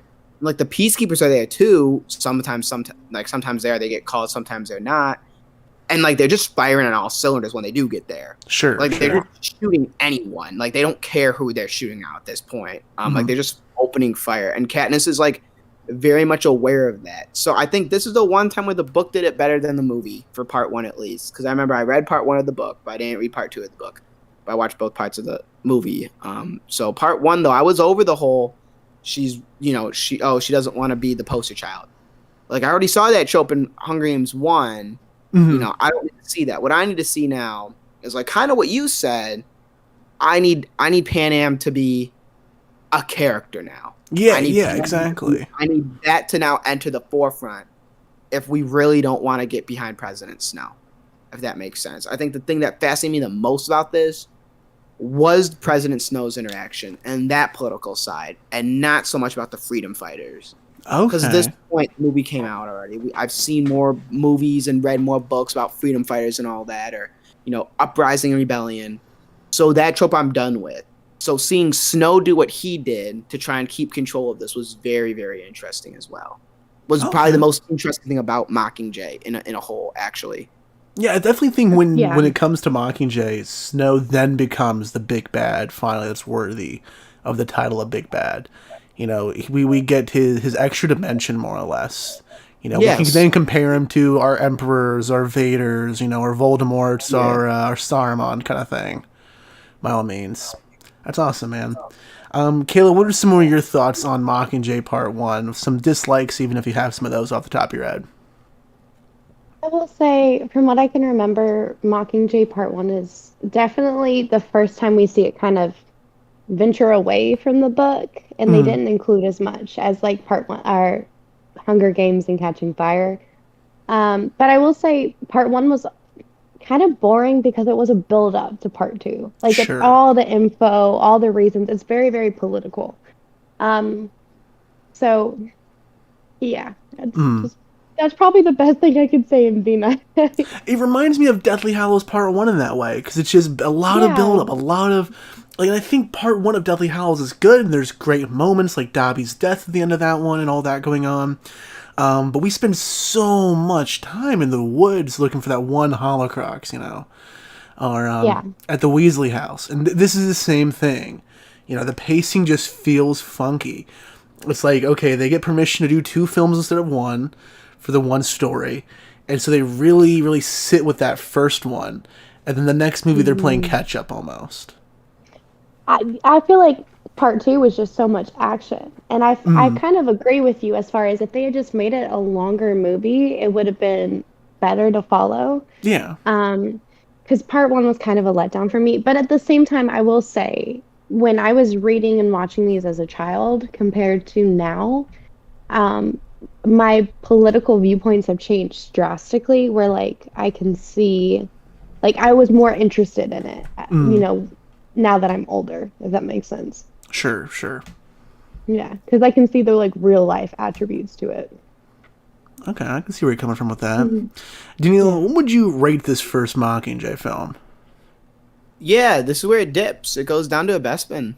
Really? That high for you still, man? It is still that high just because I have good memories with the whole series, but the other ones just I don't. It doesn't compare to the other ones. There's just something about this where the characters who didn't need to be flat were flat, Mhm. but then the characters who like also had to exceed expectations exceeded those expectations. Okay. Like this was the first time where I was like, okay, I can get behind PETA. Like but he's actually putting a performance for once. Sure. I can get behind Snow, but he's actually putting a performance for once. And I think Jennifer, and same with Jennifer Lawrence and her interactions with the young Prim. I think those was I think those was like good highlights from the book that they took out of it. Okay. There was just something about this one where it was like it flatlined a bit. Yeah, man. I gotta be honest with you plateau, I too. guess. Like, I'm not a PETA person at all in this series. I'm just not, Yeah. man. I'm not. I remember, No one is. obviously, Twilight Team Edward and Team Jacob was kind of like the big versus team thing of like these like YA movies coming out, Yeah. But yeah, man, Team PETA and Gale, PETA sucks, bro. I'll be the first to say this man sucks the whole damn time. I He's hate very this guy. drab. Very drab. No, he just sucks, bro. He just sucks. He's very two-dimensional. I don't give a shit about him the entire time. I don't believe the love they have. Yeah, I can't believe. God. When You have to read the books. Oh my gosh. The books go so more in like depth about how he loves her from like a young childhood. He It wasn't threw just fucking randomly bread at her, like the dude. He raping. could have handed it to her if he loved her. No, No, man, The look. books. Yeah, the book, and this we'll talk about when we get to that last one. yeah. The books does PETA so much better. I hope than so, Gale. dude, because of all I know is if I threw bread at my girlfriend, I wouldn't get a movie, okay? His There mom would was be gonna no take sequel. his mom was gonna take a shotgun to her face, bro. He got beat for that, okay? Yeah. Well, look, yeah, I wish they had a Maybe not better a job of shotgun to the showing the face, shotgun but- to the face in the movie then, bro. What? I wish we just should have seen the shotgun go to the face in the movie at least. No, Like, no, threatened the it. shotgun to Katniss in the face. Oh. No PETA slander allowed, Max, okay? No, fuck PETA. PETA sucks, dude. I'll always be Team Gale. But they actually did PETA a lot better in the freaking book. Okay, I hope. Maybe I just don't like Josh a lot Hutcherson. better, like a lot better. Yeah. I will say the movies made Gail like so much more attractive to me. Like that almost convinced me to switch. Okay, that right there. But yeah, I'm Team Finnick. That's my answer. Team Fin. Okay, dude, that's invalid. Yeah. Anyways, Mockingjay Part 1. This one is this one's a half for me. Gotta be honest. This one really dips low. I don't like this one very much. It's That's kind of okay, boring, kind of drab, as Kayla likes to call it. But I'm not a big fan of it. We were introduced to not president this time, but we were introduced to a coin in this one, weren't we? Yeah. Mhm. Yeah, and because in the book she's so monumental, and in this one I just felt like they kind of were just like, we want Snow first, then we'll like coin will be the next movie, but we want Snow first, and also that didn't help either. See, dude, it's so weird to me hearing you compare a book to a movie for once. You've never talked about a book you've read before on the podcast. This is so weird. I Yeah, love like- it. Kayla, what I is your feel you. rating for Mockingjay Part 1? I'd say a 3 out of 5. Okay. Any reason in Yeah. particular off the top of your head? I mean, it was the build up, right? So it was a lot of political, a lot less action. Hmm. So it was hard to keep you like engrossed in it. You know? Sure. I got you. Before we go ahead and start talking about Part 2 real quick, we got a comment. We got Shamim in the comment section down below, our director of fan relations here at Galaxy of Film. We got a message saying, "Sup guys, the Autograph King is in post-production. Our big con is Lost Con 49, November 24th and 25th. I'm on 4 panels, and I'll be seeing Craig Miller. Dude, that's cool, man. Craig Miller's a good friend of Galaxy of Film. That's Craig. Yeah, he was on the podcast last year talking Star Wars with us, the original one. And he's also, we dropped that video version of the podcast a couple months ago. So check it out, guys. Craig Miller's a wonderful dude. Glad you're having a chance to kind of link up with him, man. So that's what's up, Shamim. But Danila, go ahead, bro. Give us the recap of Mockingjay Part 2. Let's go ahead and wrap up the Katniss arc of Hunger Games. Yeah. So this is where everything starts to go down. Coin's not a good president anymore.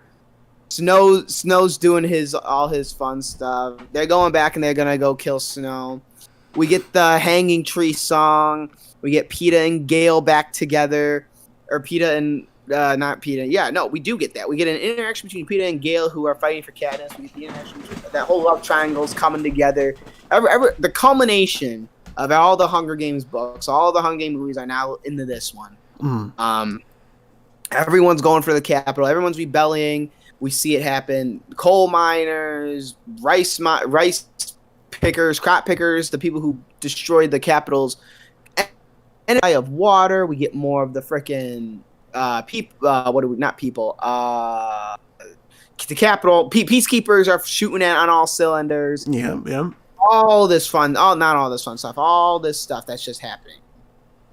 And we see the end of President Snow go down.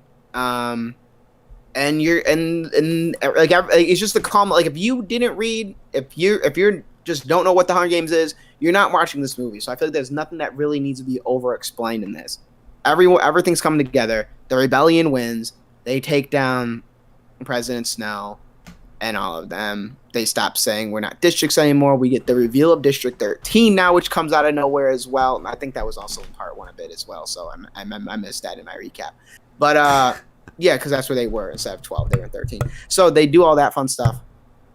Then we get the Hunger Games again from Coin, and Katniss and shoots her, and you're like, oh my god, what the hell just happened? And then I'm pretty sure the movie's just kind of like, yeah, we're not gonna talk about this anymore. Like, here's Peeta. Here's Peeta and Katniss just hanging out or whatever in the forest, right? Yeah, basically. Yeah, there's almost now no repercussions or anything that we see, at least, for her killing Coin. Besides the gasps and everything. I think Haymitch is like, what the hell did you do? But he wasn't too upset by it. And we also, at this time, in the real world, get the death of Seymour Hoffman, which is hard then, because he does play a role in the book as well in the movie, and so they have to skirt around that whole relationship as well for both of these. I'm pretty sure. I think he died after catching fire, if I'm not mistaken. Oh, really?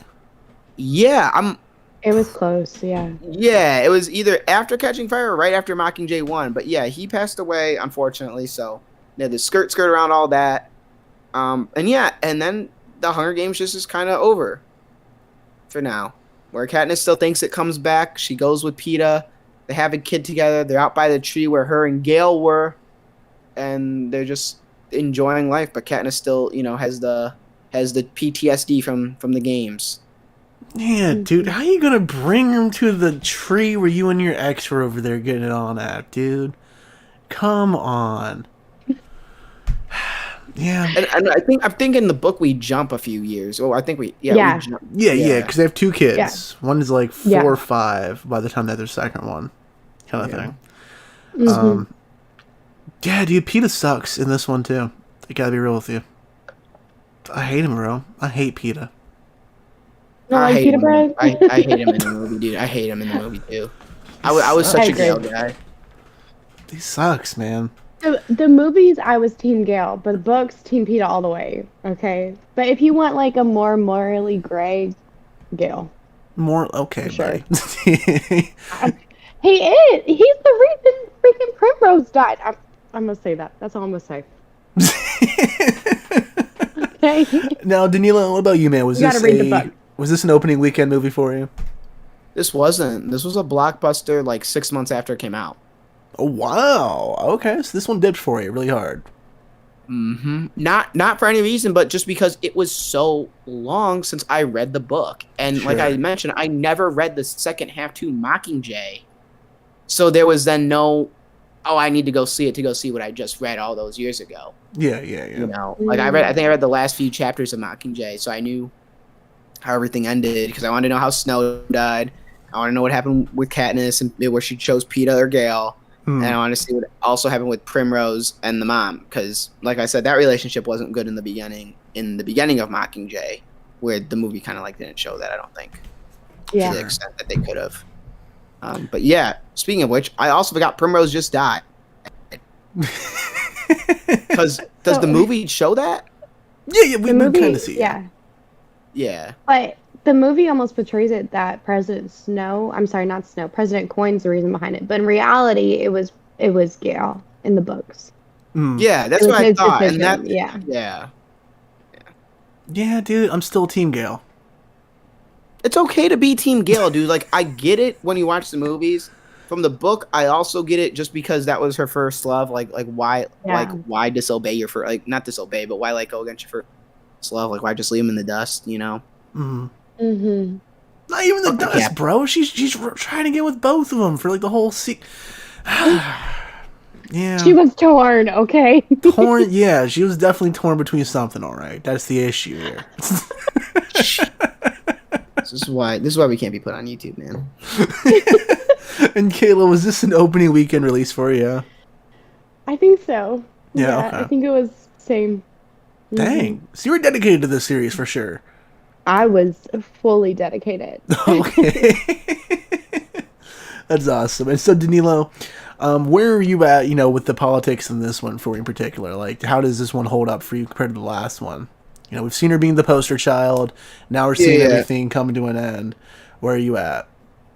So, for me, like I said, I didn't finish the book, and so I can't speak to that level anymore of what I know, what I don't like. But I know when it came to movie-wise, and I know if I read it in the book, maybe my feelings would change, but I don't think so.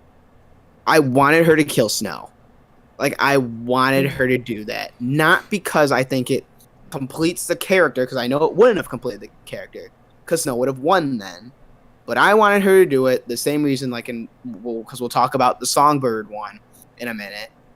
I wanted Katniss to be what Snow always thought she was, but yet she never showed Snow. That savage that was in Katniss, I wanted that to happen for Katniss. I wanted Katniss to own it. She was always a hunter. She always talked about going out and shooting things with her bow and arrow. She always made sure she was one step ahead, and she always took care of everything. So she always had to deal with the hard choices. I wanted Katniss to kill Snow and live with that hard choice of, like, he won. Like, Snow won, but instead she let the other people do it. So I was like, okay. But so that was my only gripe with it. Truthfully, I love seeing the whole rebellion. I love just seeing everything come together. Sure. From the beginning of when Rue's father was upset when Rue died to all of them with the hanging tree song and everything like that, and them coming out of the trees and shooting the peacekeepers, all that rebellious type stuff, all that action that we see in this one. Like, I thought that was done very, very good. It was very cool to see. So yeah, and I like President Snow's final, like, goodbye kind of too as well. That, like, last little monologue he had before he did die. I always thought that was interesting. I agree, man. I love Coin's death in particular. It looks cool as hell, seeing, her kind of like, thinking she's going to shoot Snow and Coin instead. I'm also torn because I do like that it's the people to kill Snow. But I think I would have liked that more if, Panem had become a character in the last movie or so, like we talked about earlier. That would have had that communal uprising been satisfying if we had more to it at that point. But like I said, in the books you do get that. Like, Panem is a character in the books where I don't think they did it in the movie to its fullest potential. I gotcha. Yeah, it would have been cool to see, man. Would have been cool. Kayla, what about you? What are some of your initial thoughts of Part 2 of Mockingjay? Okay, so I'm very much torn because the big part for me was Finnick's death. Spoiler alert, if you didn't know. Because the book was completely different than the movie. And in the book, his death was a lot more gruesome and Okay. a lot more meaningful. Um, so that was a really hard one for me. And also, I will say, growing up and like looking back at it, the choice she made between President Snow or President Coin was like so much more impactful, if that makes sense. Hmm. Because like President Coin was going to do the same exact thing, but with capital kids. So yeah, I don't know if did they say that in the movie? Did they go into like the depth of President Coin's? No, Not see, too and that was a whole much. nother thing. I don't think they did. I think they just said Okay. that like I think it was just that she said we're gonna have another Hunger Games, and before we got into the whole Capital Kids or whatever, Katniss Okay. killed her. Yeah, no, I don't, because yeah. Got you. So President Coin's whole concept was that she was going to do the Hunger Games, but she was going to do it with capital children and just like more capital children. So she was going down the same path as President Snow. So seeing that as you're like older and like understand, it just hit a little bit different, if that makes sense. Sure, I can see that. Um, but I think the way that they minimized Finnick's death and Primrose's death and stuff like that in the movie compared to the book was really like disheartening to me. Yeah, I would say it, absolutely. yeah, because it was like huge. It was crucial moments. So Matter of fact, you called me when I was watching part two earlier, and I had to rewind it because I thought I missed Primrose dying. It was such a brief thing, actually.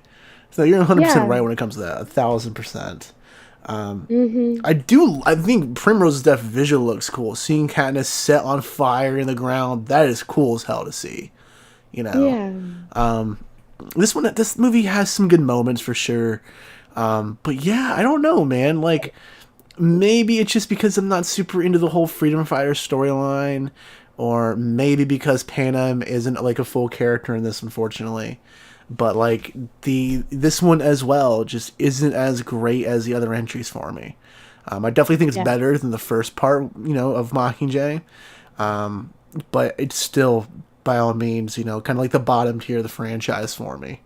And we'll get hmm to Songbirds and Steak later on. But yeah, I'm not a big fan of this one either, unfortunately.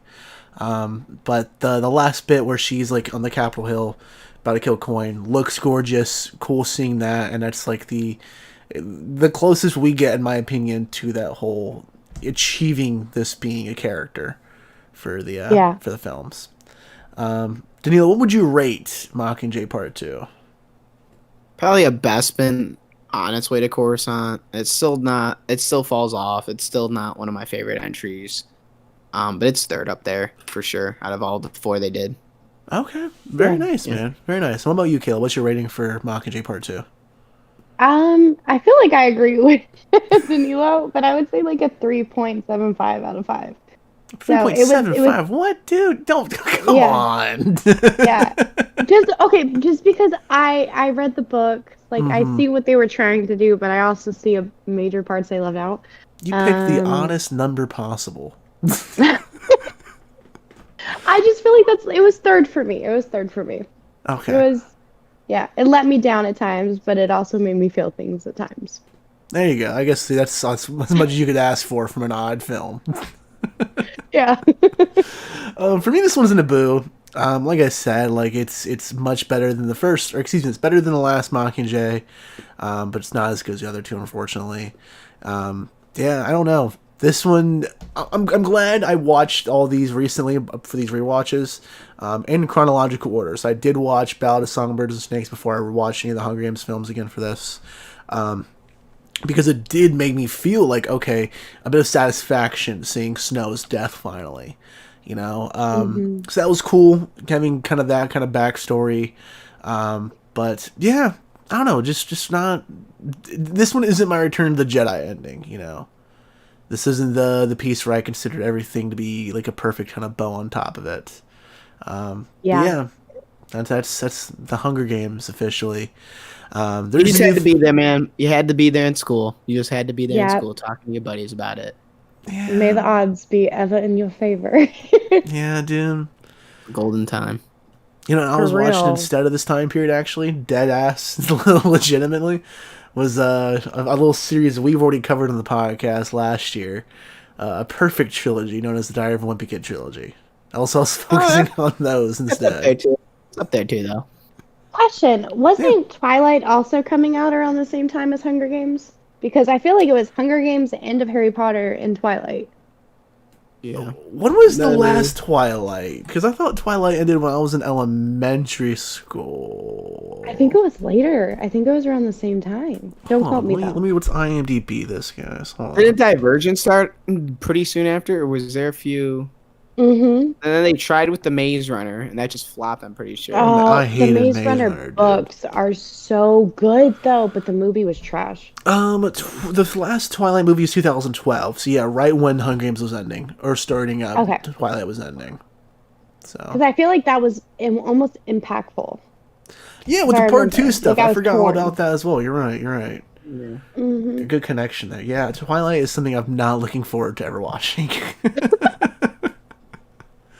We'll do that on Yeah, the I podcast don't one of blame these you. days. And fast forward here to 2023, we have the Hunger Games returning in the form of a new spin-off film, The Ballad of Songbirds and Snakes. This is more or less the President Snow origin story.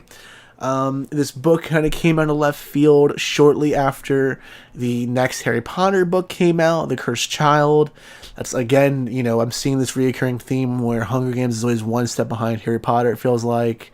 And then, of course, the movie's following. And right away, it reminds me of Fantastic Beasts and Where to Find Them.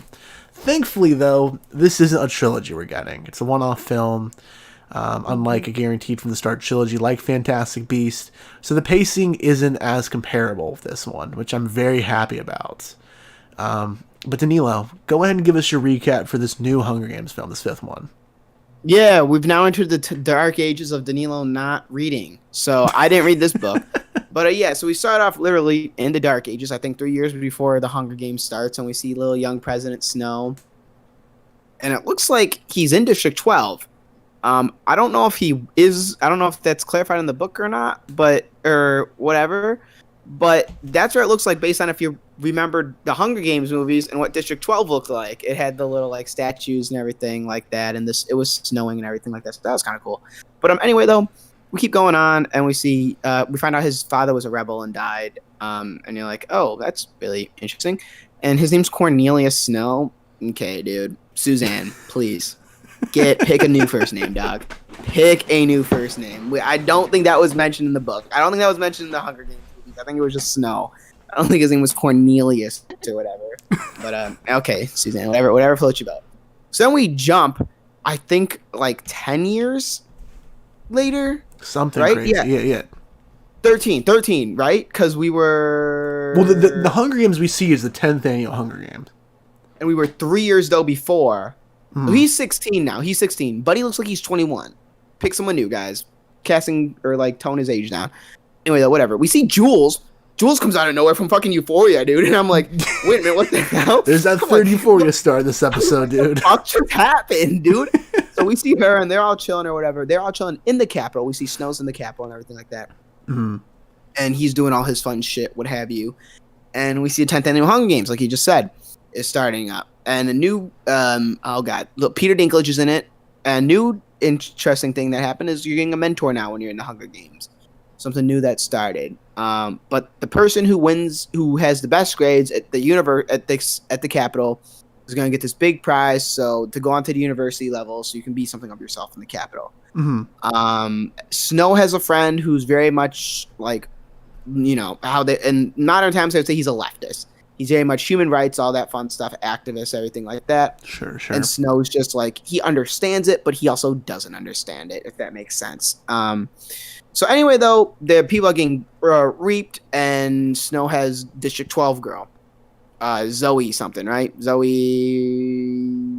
Gray? Lucy Gray. God damn, dude. Lucy Gray. He gets Lucy Gray or whatever.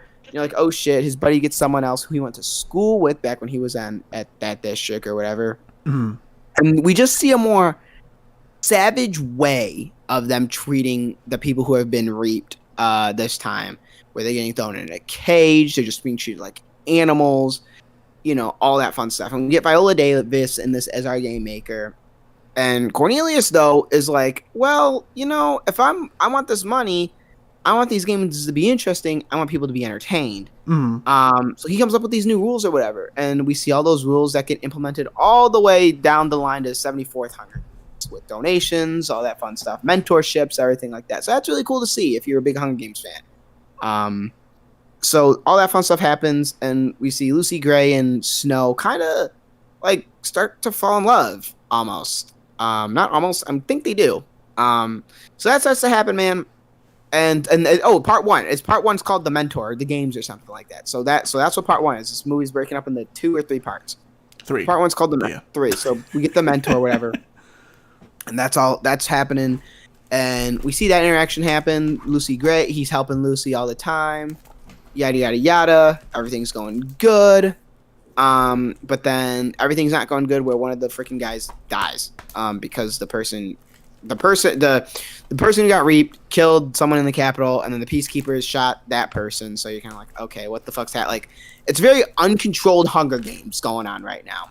Very uncontrolled. Like they're not like they don't really know what they're doing. They're getting the works in here and everything like that.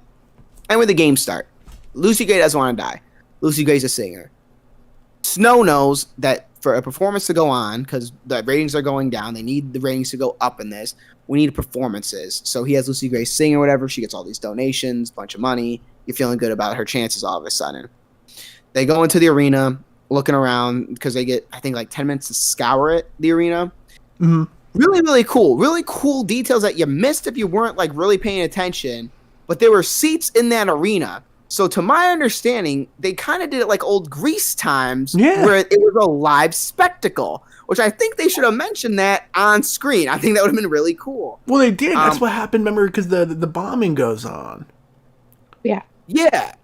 And that's what you get. But it was just very so sudden, I felt like they could have done, like, added maybe a little bit more lore, if that made sense in the movie. I'm pretty sure the book probably explains some of that, you know?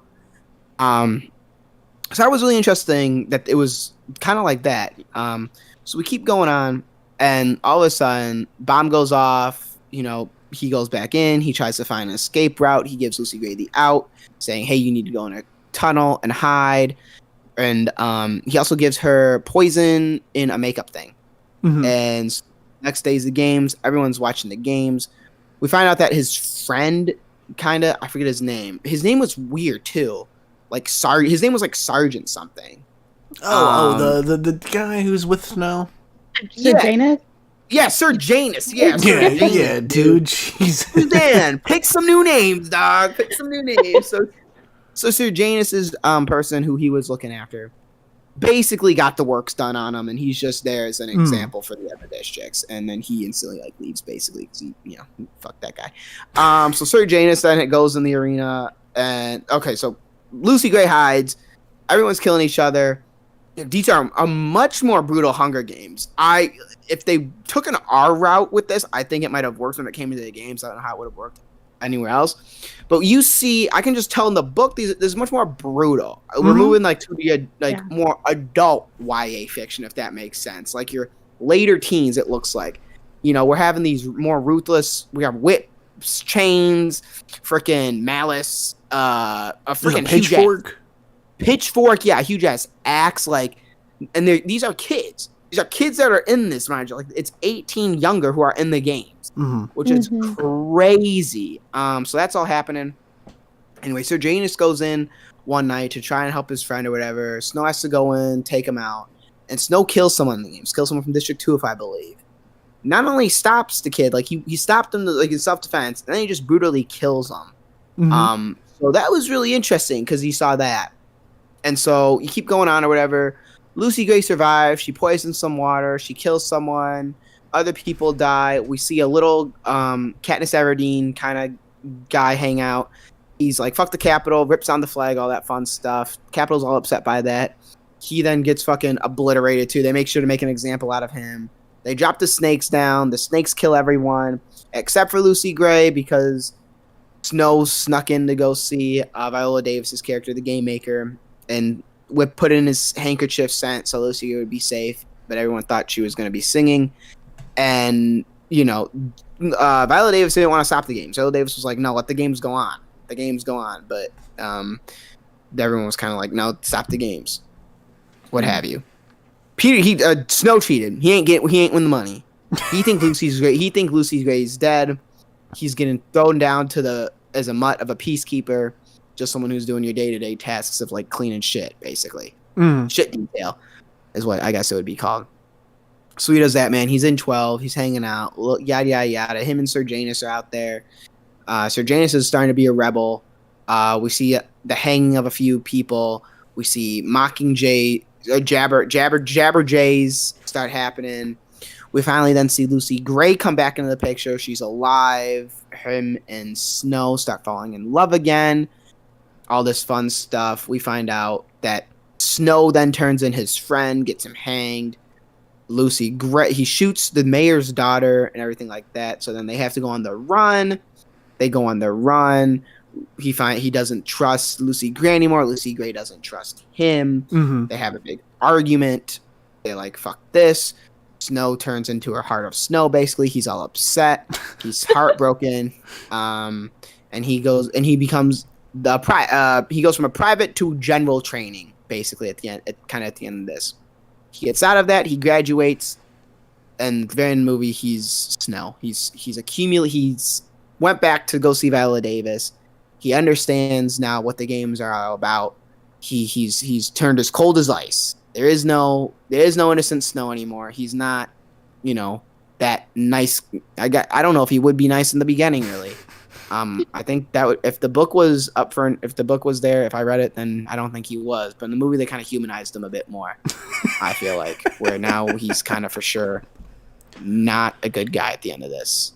I guess you could say he snowballed. I guess you could. Based on the movie, yeah. Okay, we'll get to that in a second. Yeah, Daniela, so this is something you didn't want to read the book for, but you've been familiar with this franchise. You kind of stuck with it all the way through originally. Yeah. What were your initial thoughts for this one? Part 1, locked in, loved it, loved it. Part 2, loved it, especially when he said, dude, I know it was in part 3, but when he said snow always falls on top. I know, dude, that was clean. That was clean. Went crazy though, bro. That line was crazy. I might name my kid just so he can say that, dog. Dude, that's gonna be sampled with the next Metro Boomin album right there. That shit was great. Line went crazy. That was a good one. Part 3, yeah, guys. Like, we did a line of coke before we wrote that or something. What the hell happened? Or we did a line of snow, I should say. But what the hell happened? Stop the movie. If you gotta make 2 movies, it's okay. It's okay. I promise you, it's okay. Stop. You did good. I'm still rooting for Snow. But it was such a 180. He did such a 180 so fast. And I knew, and as soon as I saw part 3 come on, I was like, and I knew that we weren't gonna stop. I knew we were gonna see him turn bad once part 3 came on. Sure. I was like, fuck. Because I knew they were gonna rush it, which they did. Like, it went a mile, a fucking minute. It did, bro. It was like, no, like, he was making out with Lucy Gray 20 minutes ago in the film, dude, and now he fucking hates her guts. Like, I love the trope. I love the trope. You know me. I love the trope of lovers to enemies or friends to rivals. It is the greatest trope to ever exist. And they just botched it at the end. They botched it. Especially, you mentioned friends to enemies, too. Especially with fucking Sergeant Master, whatever his goddamn name is. Yeah, he saved his life. Sir Janus, yeah, dude, get the fuck out. He saved Sir Janus' life, and then one day he's just like, well, let me just record a Jabberjay and turn Sir Janus in. And I'm like, where did this come from? Like, I got you. Like, I get it if you, like, showed that in the beginning that you actually weren't Sir Janus' friend, which I guess you did say, where you just say you tolerate him. But that's not enough of that, like, I'd still kill you if given the opportunity. Like, that was the weird thing to me. They made Snow in the first 2 acts very human. very in the movie at least, very much like we like him. He's an okay guy. He kind of has some humanity to him. He's seeing these things. He doesn't like the Hunger Games. He's gonna say something, and that's why he gets shit kicked detailed. Now, while he's there getting shit detail, if we see him see all these interactions with District 12, he starts to think like, oh, I'm better than them. Oh, why are they savages? Oh, I don't like these people. I still love Lucy Gray. I can save her. Maybe they did Lucy Gray wrong, and that's why I don't like District 12. If we see some of that, I get it. But we didn't. It was just so fast in the movie. So fast. And I was so upset by it. Like, they're making out in the house one day, going on the lake, and then all of a sudden, he gets poisoned by a snake, and he's like, fuck Lucy Gray, like, I'll kill her if I ever see her again. You know, I'm like, literally, dog, like, what happened? Mm-hmm. So, yeah. And then, like, so the movie I still thoroughly enjoyed the first two acts. Like, you know, and I love seeing his, like, little stare down at the end and him killing Peter Dinklage's character, and then he delivered that line of snow. You know, like that was great to see. But the progression to get there was bad. I agree, man. The third part, Act 3 is just funky as hell. And while watching this movie, it definitely, I felt every extra minute going on further on. I prefer Act 3. But upon leaving the theater for it and having a chance to marinate this, or in this film, I'm kind of glad it's rushed at the same time, because I don't want this to be a trilogy. I think if this was a whole trilogy or a second movie even, I think it just would have been a clusterfuck. I don't think this needs to be a series that needs to be fully expanded upon to have a rival trilogy for it. You know, like a prequel and original trilogy like Star Wars type of deal for Hobbit kind of thing. Yeah. But yeah, it's funky. Like, the first 2/3 of this movie are solid as hell. I love the actual Hunger Games event. I like this Hunger Games more than I like the original one. You know, for the actual arena stuff going on. It's cool, man. I like seeing how brutal this is. You're right, Danilo. Seeing the axes, the pitchforks, the swords being used. The two curved-looking, like, dagger things that one kid has at some point. Yeah. All The that drones... The drones that are flying in, almost killing them. Yeah, exactly. You know, they use the drones as a weapon, literally at one point. You know, yeah. And the fact that we're seeing some of the politics being involved in this too. We're like, okay, the drones are leftover war supplies from this war we've heard so much about. You know, so it's not like we're necessarily seeing flashbacks or anything, but we're seeing the aftermath and how this government is trying to recycle that aftermath into how to save the budget for the Hunger Games. That is interesting, those little details, you know. It's kind of like that weird gray area that we've talked about that the Bad Batch shows with Clone Wars and the two eras of Star Wars. Yeah. You know, this does a good job of bridging that for me.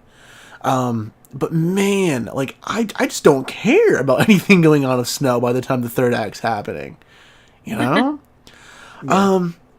Kayla, I'm very curious to hear some of your thoughts on this one. I know you've read some of the book going on. You've had a chance to marinate with this one a bit longer than we have had to. So where do you stand with the Ballad of Songbirds and Snakes and comparing to some of the things with the book as well? Okay, first off, can you hear me okay? I had to take my headphones out. They were dying. Yeah, we can hear fine. You're good. Yeah, you're good. Okay. I wrote notes, okay?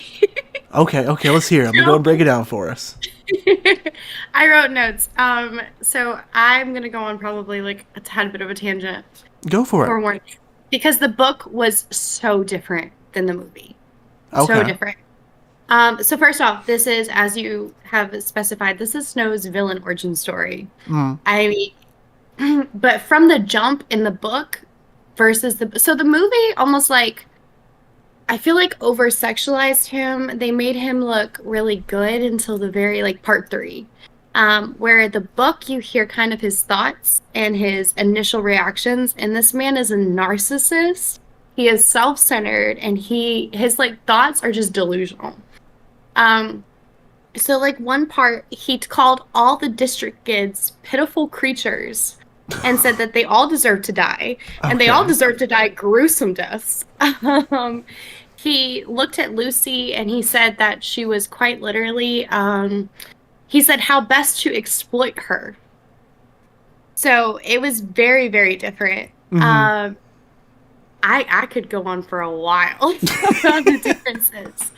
But I think the big thing is, right, that from the book, it is in third person perspective, where Hunger Games was in first person perspective. But you see his thoughts, and he is very, very selfish. So as far as like in the movie, when he went to the train station and gave her the rose, that was never his decision. Whereas the movie, it painted it as his decision. It was actually Tigress. So she was the one who told him to go. Okay. Yeah, which was very different. And as far as the food, where he brought Lucy food when she was in like the zoo cage, Yeah. he never did that. That was actually Sejanus in the book. Oh, to Lucy? Yeah, Sir Janus's mom in the book actually made a bunch of food for them and brought it. Oh, It was wow. never the book also, as far as differences, the order of deaths was different. Okay. The deaths were a lot more gruesome. And it just, besides him like showing how narcissistic and self-centered he was, another big thing was they actually, so I don't know if you remember, but in the zoo scene where the one girl brought like a drink, like a bottle to the her like tribute, and the girl ended up breaking the bottle and like slashing her throat open. Yeah, to the blonde girl. Yeah. That was very different in the book. So the tribute, I'm sorry, the mentor, she actually brought food. She never brought a bottle, but she had brought a knife to like cut open the bread and stuff. Sure. And she was constantly taunting the district girl who was starving. And so the district girl ended up like picking up the knife and slicing her throat and ended up, killed. And when she was killed, they actually paraded her body down the streets with all the starving tributes in a cage. And just like people were like throwing things at them and mocking them. It was really gruesome. Yeah. And like the thing is, like, Snow's like mental process during all this was like, oh yeah, they deserve that. Like, it's okay. And I feel like also the thing is that Suzanne Collins was very, very good as far as her writing. Every chance she gave Snow a choice between good or evil. So for every decision, he could choose either the good path or the evil path. And he just always chose the evil path. I don't know if that really makes sense, because the movie didn't really portray that. Oh, it makes sense. We played Force Unleashed. You're good. Yeah, I would have loved to hear. I would have loved to hear a voiceover, dude. That would have been so good to hear from like that. Yeah.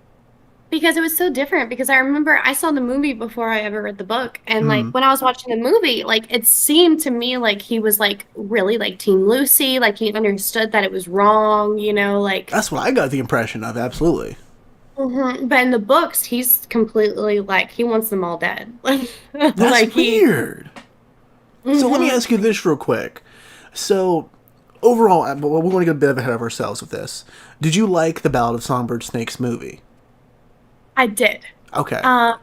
Compared to the book, not so much, but I watched it beforehand, so I initially thought it was really good. So do you think it's a good adaptation of the book then? No. Okay.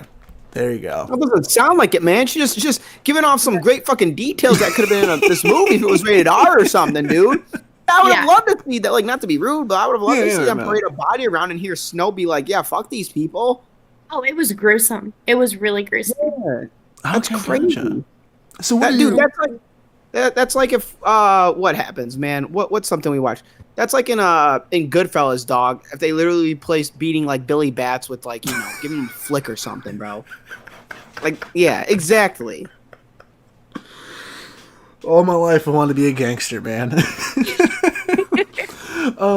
So what are your thoughts on the book as a whole then? Since this is so different compared to the rest of them then. Are you a fan of the book at all for this one? Okay, so the movie was very, very action-packed.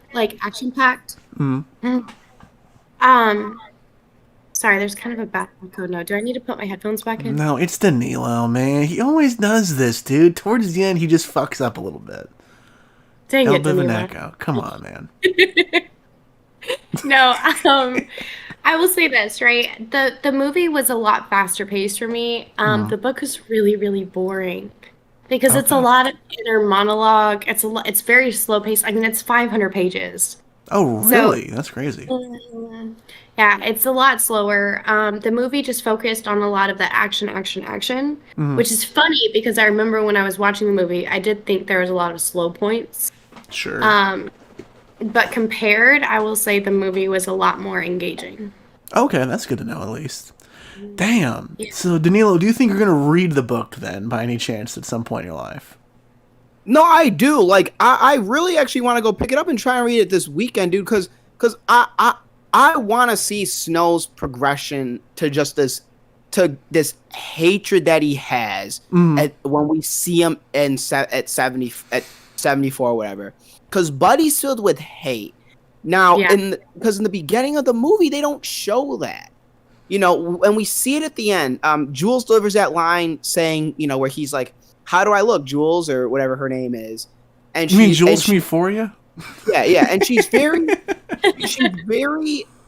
careful with what she says. She says, you look a lot like your father.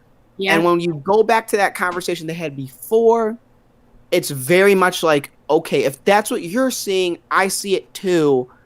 But the writers and the directors didn't make it where it was a natural progression. Like, I get it, I do, but I just, like, I get the trope, and that's why I get it, but I don't get the progression that we had. So, yeah, I do want to read what Snow says about these people and just see just that whole, you know, how he became who he is when it came to then the Hunger Games.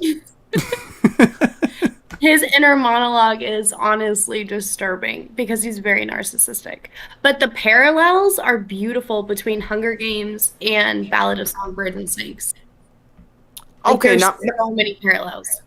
is it better than the movie though? Because I felt like the movie, I was just like, they were just dropping whatever they could.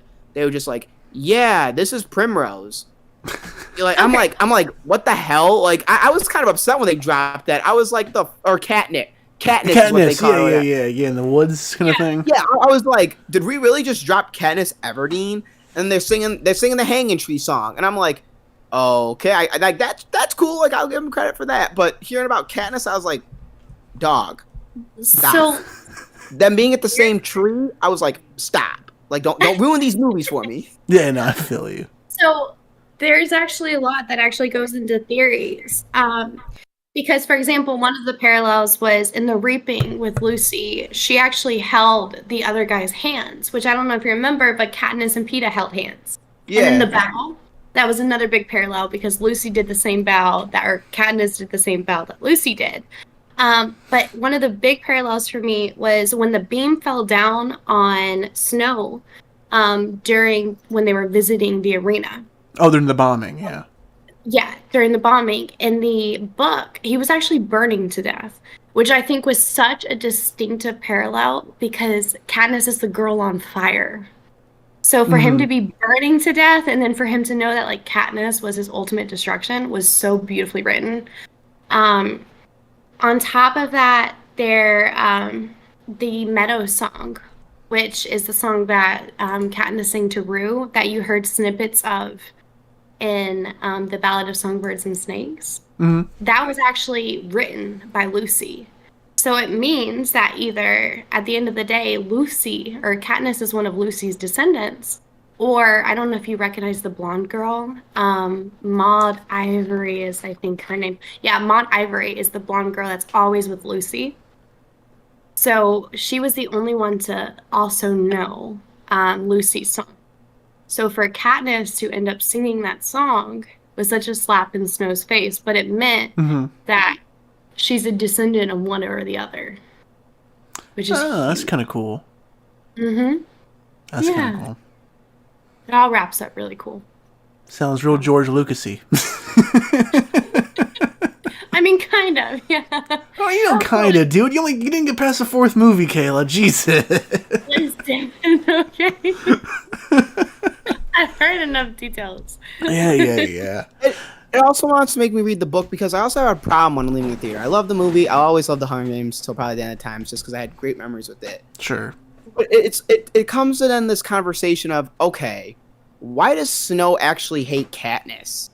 Because when I was a kid, when I read those books, the reason why Snow hated Katniss so much was because she was a rebel, and he wanted full control. But now knowing what you know from this movie, you're like, oh, well, that's probably it for sure. But now another element, another layer to it, I guess you would be, is like, does he hate her though because he was in love with this girl and this girl kind of ripped his heart out and he couldn't get what he wanted from her, and so that's why he hates District 12. That's why out of all the districts when it came to the Mockingjay, that's why he bombed it. That's why he absolutely hates Katniss Everdeen from day one. You know, so that then comes in conversation. I'm like, I don't like that. I like knowing that Snow hated Katniss because Katniss was the rebel, not so much because he was in love and got his heart broken 50 years ago. Okay, so you don't like it being explained, kind of thing, at all. No, I don't mind it being explained because I like that trope, but it just adds that another layer of thought when I'm going back now to watching these childhood movies or rereading these childhood books, thinking like, what is it now? You know, because you can see both sides of it as well. You know. The book actually explained it a lot more in depth. So I definitely think it was Lucy, because he saw so much of Lucy and Katniss, and just her characteristics, the exact same songs she sang, everything like that. So, and then the way they ended the trailer, I don't know if you remember, but they used the quote that was like, oh my gosh, I'm gonna totally butcher this, but like, the like what we most love. dangerous. Yes. Yeah, it's what we love the most that ends up destroying us. Yeah. And I absolutely hated that line because the thing is, one thing you don't see is that, spoiler alert, but in the movie, or I'm sorry, in the book, when they're in the cabin, right, and she's like, he's going to like get rid of the guns, and she's like, I'm gonna go cut Katniss. The thing is, in the book is completely different because he's purposely realizes that she's his, like, the last tie to his freedom and him advancing to, like, the next position. So he plans on killing her. He's not planning on saving her. He's planning on killing her. And that's, like, very, very important because that line is actually kind of twisted in a sense. Because if you think about it, like, Sir Janus could say that because he loved Snow. And Snow was the death of him. And Lucy could say that because she cared about Snow, but Snow potentially was the death of her. But, does that make sense at all what I'm saying? No, it does. I'm here. I hear you. Yeah. And in the book, Snow cared. He was infatuated with Lucy, and he thought he loved Lucy, but his actions spoke otherwise. Yeah. He only really loved himself. What a shame that is. What a shame that is. But you know what, dude? I'll go ahead and say it, though. I'll go ahead and say it.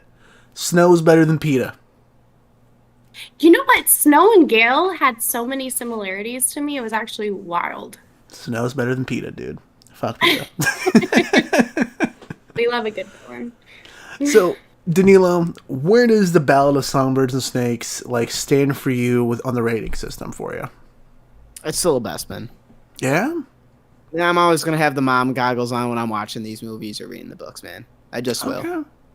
This, Percy Jackson, and if they ever make a series on the 39 Clues, then I'll always have the mom goggles on. Nice, man. Nice. For me, this one's in the boo as well. I really like this for being a one-off thing. It's just that third act feels a little bit funky, unfortunately. I think it's good, solid, but it just need to be trimmed up a bit differently, for sure, in my opinion. But I really did enjoy the Ballad of Songbirds and Snakes. I could definitely see this being like a Black Friday kind of pickup. Something on a physical disc. But Kayla, what is your final comments and rating on the Ballad of Songbirds and Snake? I would give it a 3.75 out of 5. Another odd-ass number. What is with you, dude, and these non-numbers? Because in my opinion, it doesn't deserve like a 4 out of 5, but it's close. It's okay. Close. I just wish they had shown, and I understand from a movie perspective why they kind of like made Snow the attractive, like you could fall for him character. But in the book, it was just so different. I feel you. Well, damn. Danilo, I think it's going to go ahead and wrap it up for the Hunger Games, man. I think so too, man. I think so too. Maybe we'll get a PETA backstory one day. Oh, I hope not. I feel like that'd be boring. Before we get ready to dip out and head out for this episode, guys, real quick, like I said, we've been doing some giveaways this episode. Earlier this episode, Danilo dropped that digital code, so check that out. Comment down below if you grabbed it, or shoot us a message, a DM, something, just so we know it's been claimed. Rewind if you want to hear that code again. But we've also got some physical things we're giving away, of course. Here at Galaxy of Film, if you subscribe to the YouTube channel and follow Kayla's TikTok, link down below, and also comment down below which is your favorite Hunger Games movie. You're entered in to win all 4 of the films on 4K Blu-ray. Got them all right here, as well as some Galaxy of Film stickers. Kayla, you are, of course, giving away the book series for the exact same conditions, basically. However, you got to comment on her post that she'll be making on Instagram and Twitter and whatnot. So these giveaways are going on until December 12th, and we'll announce the winners December 14th. So you guys will find out on an episode of our podcast who's winning in a couple weeks. But before we go ahead and, kind of wrap this up too, we're giving away some stickers this episode, guys. So for some of the most lit people in the comment section, I just wanted to kind of go ahead and give some stickers too. It's been a while since we've done something like this. Man, Danilo, we gotta go ahead and hook our boy up. Gamer Herald, we're sending you some more stickers, bro. You're always there, one of our biggest supporters. Couldn't thank you enough, man. But also, we got a second winner this week, too. Tony, Tone Dog, Anthony, our man over here, dude. It's your birthday. You're getting some Galaxy of Film stickers. I'll be in touch with both of you guys to get some of these sent your way. Happy birthday to you, man. And yeah, thank you guys so much for sticking around and for entering these giveaways. For everyone who has commented down below during this live stream about their favorite movie, you're automatically entered to our giveaway as well. So stay tuned and keep entering in. But yeah, Danilo, I think it's going to wrap it up for this week, bro. I think so too, man. I think so too. If you ever talk about The Lightning Thief, I've read those books, but those I've forgotten as well now. I think I only remember a few of them. I agree. I feel like he's written more too. He did. He starred Heroes of Olympus, and I remember I read that. I remember I read the first one. And I stopped after that with like Jansen or whatever. And then he did an Egypt one, and I read that one in its entirety, but I don't know anything of that book. All I know is like they were just in a locker, like if you see this locker, yeah, and because Jupiter was like Neptune or whatever, and all that fun stuff. Yeah, anyway, it's a reread. Yeah. I wasn't a Percy Jackson fan, man. Gotta be real with you. You said what? I wasn't a Percy Jackson fan.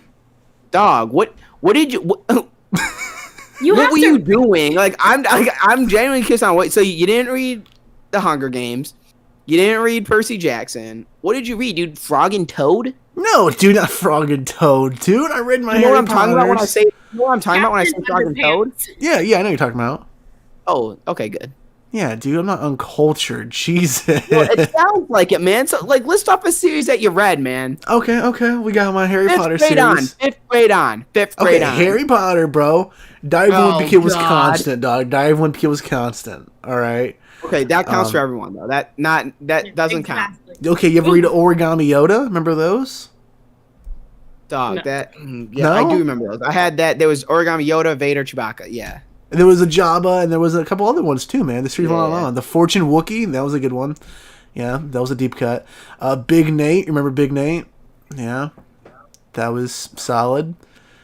Dog, I don't know what niche you were in, man. I don't know what they're doing down in North Carolina, because it ain't what the rest of the world was doing. I'm dragging North Carolina into this because I'm not a part of that. Okay. Don't even listen to Kayla, dude. She's from the hipster town. I don't want to hear that shit. Oh, side note, real quick before we end up, Danilo. And this is for anyone. If you were ever a reader when you were young and like you don't read anymore, that was the same thing I did. I definitely have Rex for you if you want to get back into readings. Man, don't persuade him. We gotta get back on the podcast first. Danilo, I got Rex for you, okay? I got Rex. Only the best here at Galaxy of Film. Oh, Kayla, before we go ahead and keep wrapping this up, though, I have one last question for you. Which out of all 5 of these films we've discussed this evening do you think is the better first date movie? First date? Mm-hmm. Oh my gosh. I mean, okay, so from like if you're actually watching the movie, I would say Catching Fire. But if you're like a young teen and you're gonna make out in the back corner, I would say Part 1 to Mockingjay. Or Ballad versus Snakes. I mean, so probably Ballad because I mean President Snow's kind of fine. Okay, dude. I'm just saying. Only the best here at Galaxy of Film. Only the best. Danilo, it's been real getting you on here this week, man. It's been great getting you on. A few weeks ago, you were here talking Scorsese, of course. For our listeners, be sure to check out that episode. It was a great time. I believe you're coming back next month for our Christmas special, though, which would be a great time as well. Of course, this was the Thanksgiving special for this year. So for our listeners, happy Thanksgiving to all of you as well. You know. Oh yeah, I forgot. This comes out on Thanksgiving. Yeah, man. Hell yeah, guys! Shout out to Thanksgiving. Hopefully, all you guys are getting home safe, doing your thing, eating some good food, pumpkin pie. Dude, are you guys okay? Listen, I'll tell you this, man. My dad has tried to persuade me on this, and I'll tell you this right now. Ham is not a Thanksgiving dish. No, not at all. It's not. It's not at all. Ham and turkey are disgusting, dude. Ham See, over I know, because you're against turkey. I remember that. But Yeah, we do chicken, What do bro. you eat, then? You eat chicken? Yeah, we do chicken, yeah. You get like the KFC like family bucket or whatever? No, dude, we don't give Max, you do realize you're coming over to my place for Thanksgiving, right? And we're doing ham and turkey. Kayla, you do realize for the last 3 years that I've been at your Thanksgiving, I have exclusively fucked up your mac and cheese, right? I know. You know? Okay, so you're a mac and cheese guy then when it comes to Thanksgiving. See, dude, I'm having multiple Thanksgivings kind of deal, you know? Kayla's always my last stop. I go there, have a couple beers, you know, have a lot of mac and cheese kind of deal. Yeah. He saves the best for last. So yeah, what do you eat before that then, man? My family does like chicken, dude. I think this year we're doing like seafood for Thanksgiving, though. Ooh. Where? Your house? At my Oma's house, yeah. Your Oma's making fish? No. She's not cooking stuff. The rest of the family kind of cooks. We just do it at her house, yeah. Oh, okay, that makes sense. All right. Yeah. I was like, oh, cool, Oma. But not fish, man. Like things like either like crab or like shrimp kind of things, stuff like that. Oh, okay. No, dude, I just want to make sure it wasn't ham, dude. Like, No, ham is dude. just not acceptable during any holiday at all. I agree. Thank got you. offensive. We held Bromas at my house a couple of years ago, dude. All the guys came over, and one of my friends, Colin, he was just fighting for a bro ham, dude. It's so disgusting. I told them they are Doug, at not that welcome. Say Don't again? you live in North Carolina? Yeah. Fire up the fucking grill and cook some glizzies at that point, dude. Why? Because we have ham and turkey, okay? Oh, Harold says he prefers spaghetti over all Thanksgiving dinner foods. Honestly, I don't. That's not bad, to be honest with you. I just had some the other day. I made some. There you go. Same. What? That's weird. Like, I made with meatballs. It was fantastic. I don't know how to make meatballs, so I just make like ground beef and put like the taco spicy hot seasoning on it and just throw it in my freaking spaghetti noodles and put some sauce on it. That's perfect. But they have like pre-made meatballs. It's a whole different story, but they're good. Yeah, I know, but I'm not. Double Yeah, seasoning. Perfect. Only the best here, Galaxy of Film, guys. Speaking of food, though, if you have nowhere else to go for this Thanksgiving, see if your local Little Caesars is open and go get a nice pizza. Exactly, bro. Exactly. And crazy bread. Don't they have crazy bread? Yeah, and cheesy bread now. That's fire. Yeah. Now. Oh, Kayla, it's I'm been a proud absolute. supporter. Kayla, it's been an absolute pleasure and a blast having you on here. Where can our listeners find you and your content as well? TikTok at KailaReads. Kaila. Instagram KailaReads1. There you go. And links down below for everyone as well. Be sure to go ahead and follow her. Check out our giveaways as well too. All your social media stuff's Kaila Reads or KailaReads1, Instagram, Twitter, the whole 9 yards. It's all down below, guys. So we got you all covered here at Galaxy of Film. Stay tuned for next week. Oh, say that again? I said thank you for having me. Oh, of course. It's been great getting you on here. This has been a long time in the making, you know. So definitely been a blast. For listeners, stay tuned to next week. We are, of course, discussing Napoleon and Napoleon Dynamite here on the podcast. We got some more awards bait coming for you guys, some more LFGs before end of the year as well. Be sure to check out No Vex, the latest short film over here at Galaxy of Film, done by myself and our brother Tyler. And also check out the GoFundMe for my next piece, Goonies in Agony. We are making some incredible progress on this, and I could not be more excited to show the world what we have up our sleeve for it. But yeah, guys, be sure to follow us on Facebook. Join the Galaxy of Film fan club ran by Shamim on Facebook as well. You can follow us on X, you can follow us on Threads and TikTok, all at Galaxy of Film. Sub to the YouTube channel. Follow us on the website, galaxyfilm.com. And if you enjoyed the show, please consider leaving us an iTunes and Spotify review. It truly does help with the show much more than you can imagine. And we'll talk to you guys next week.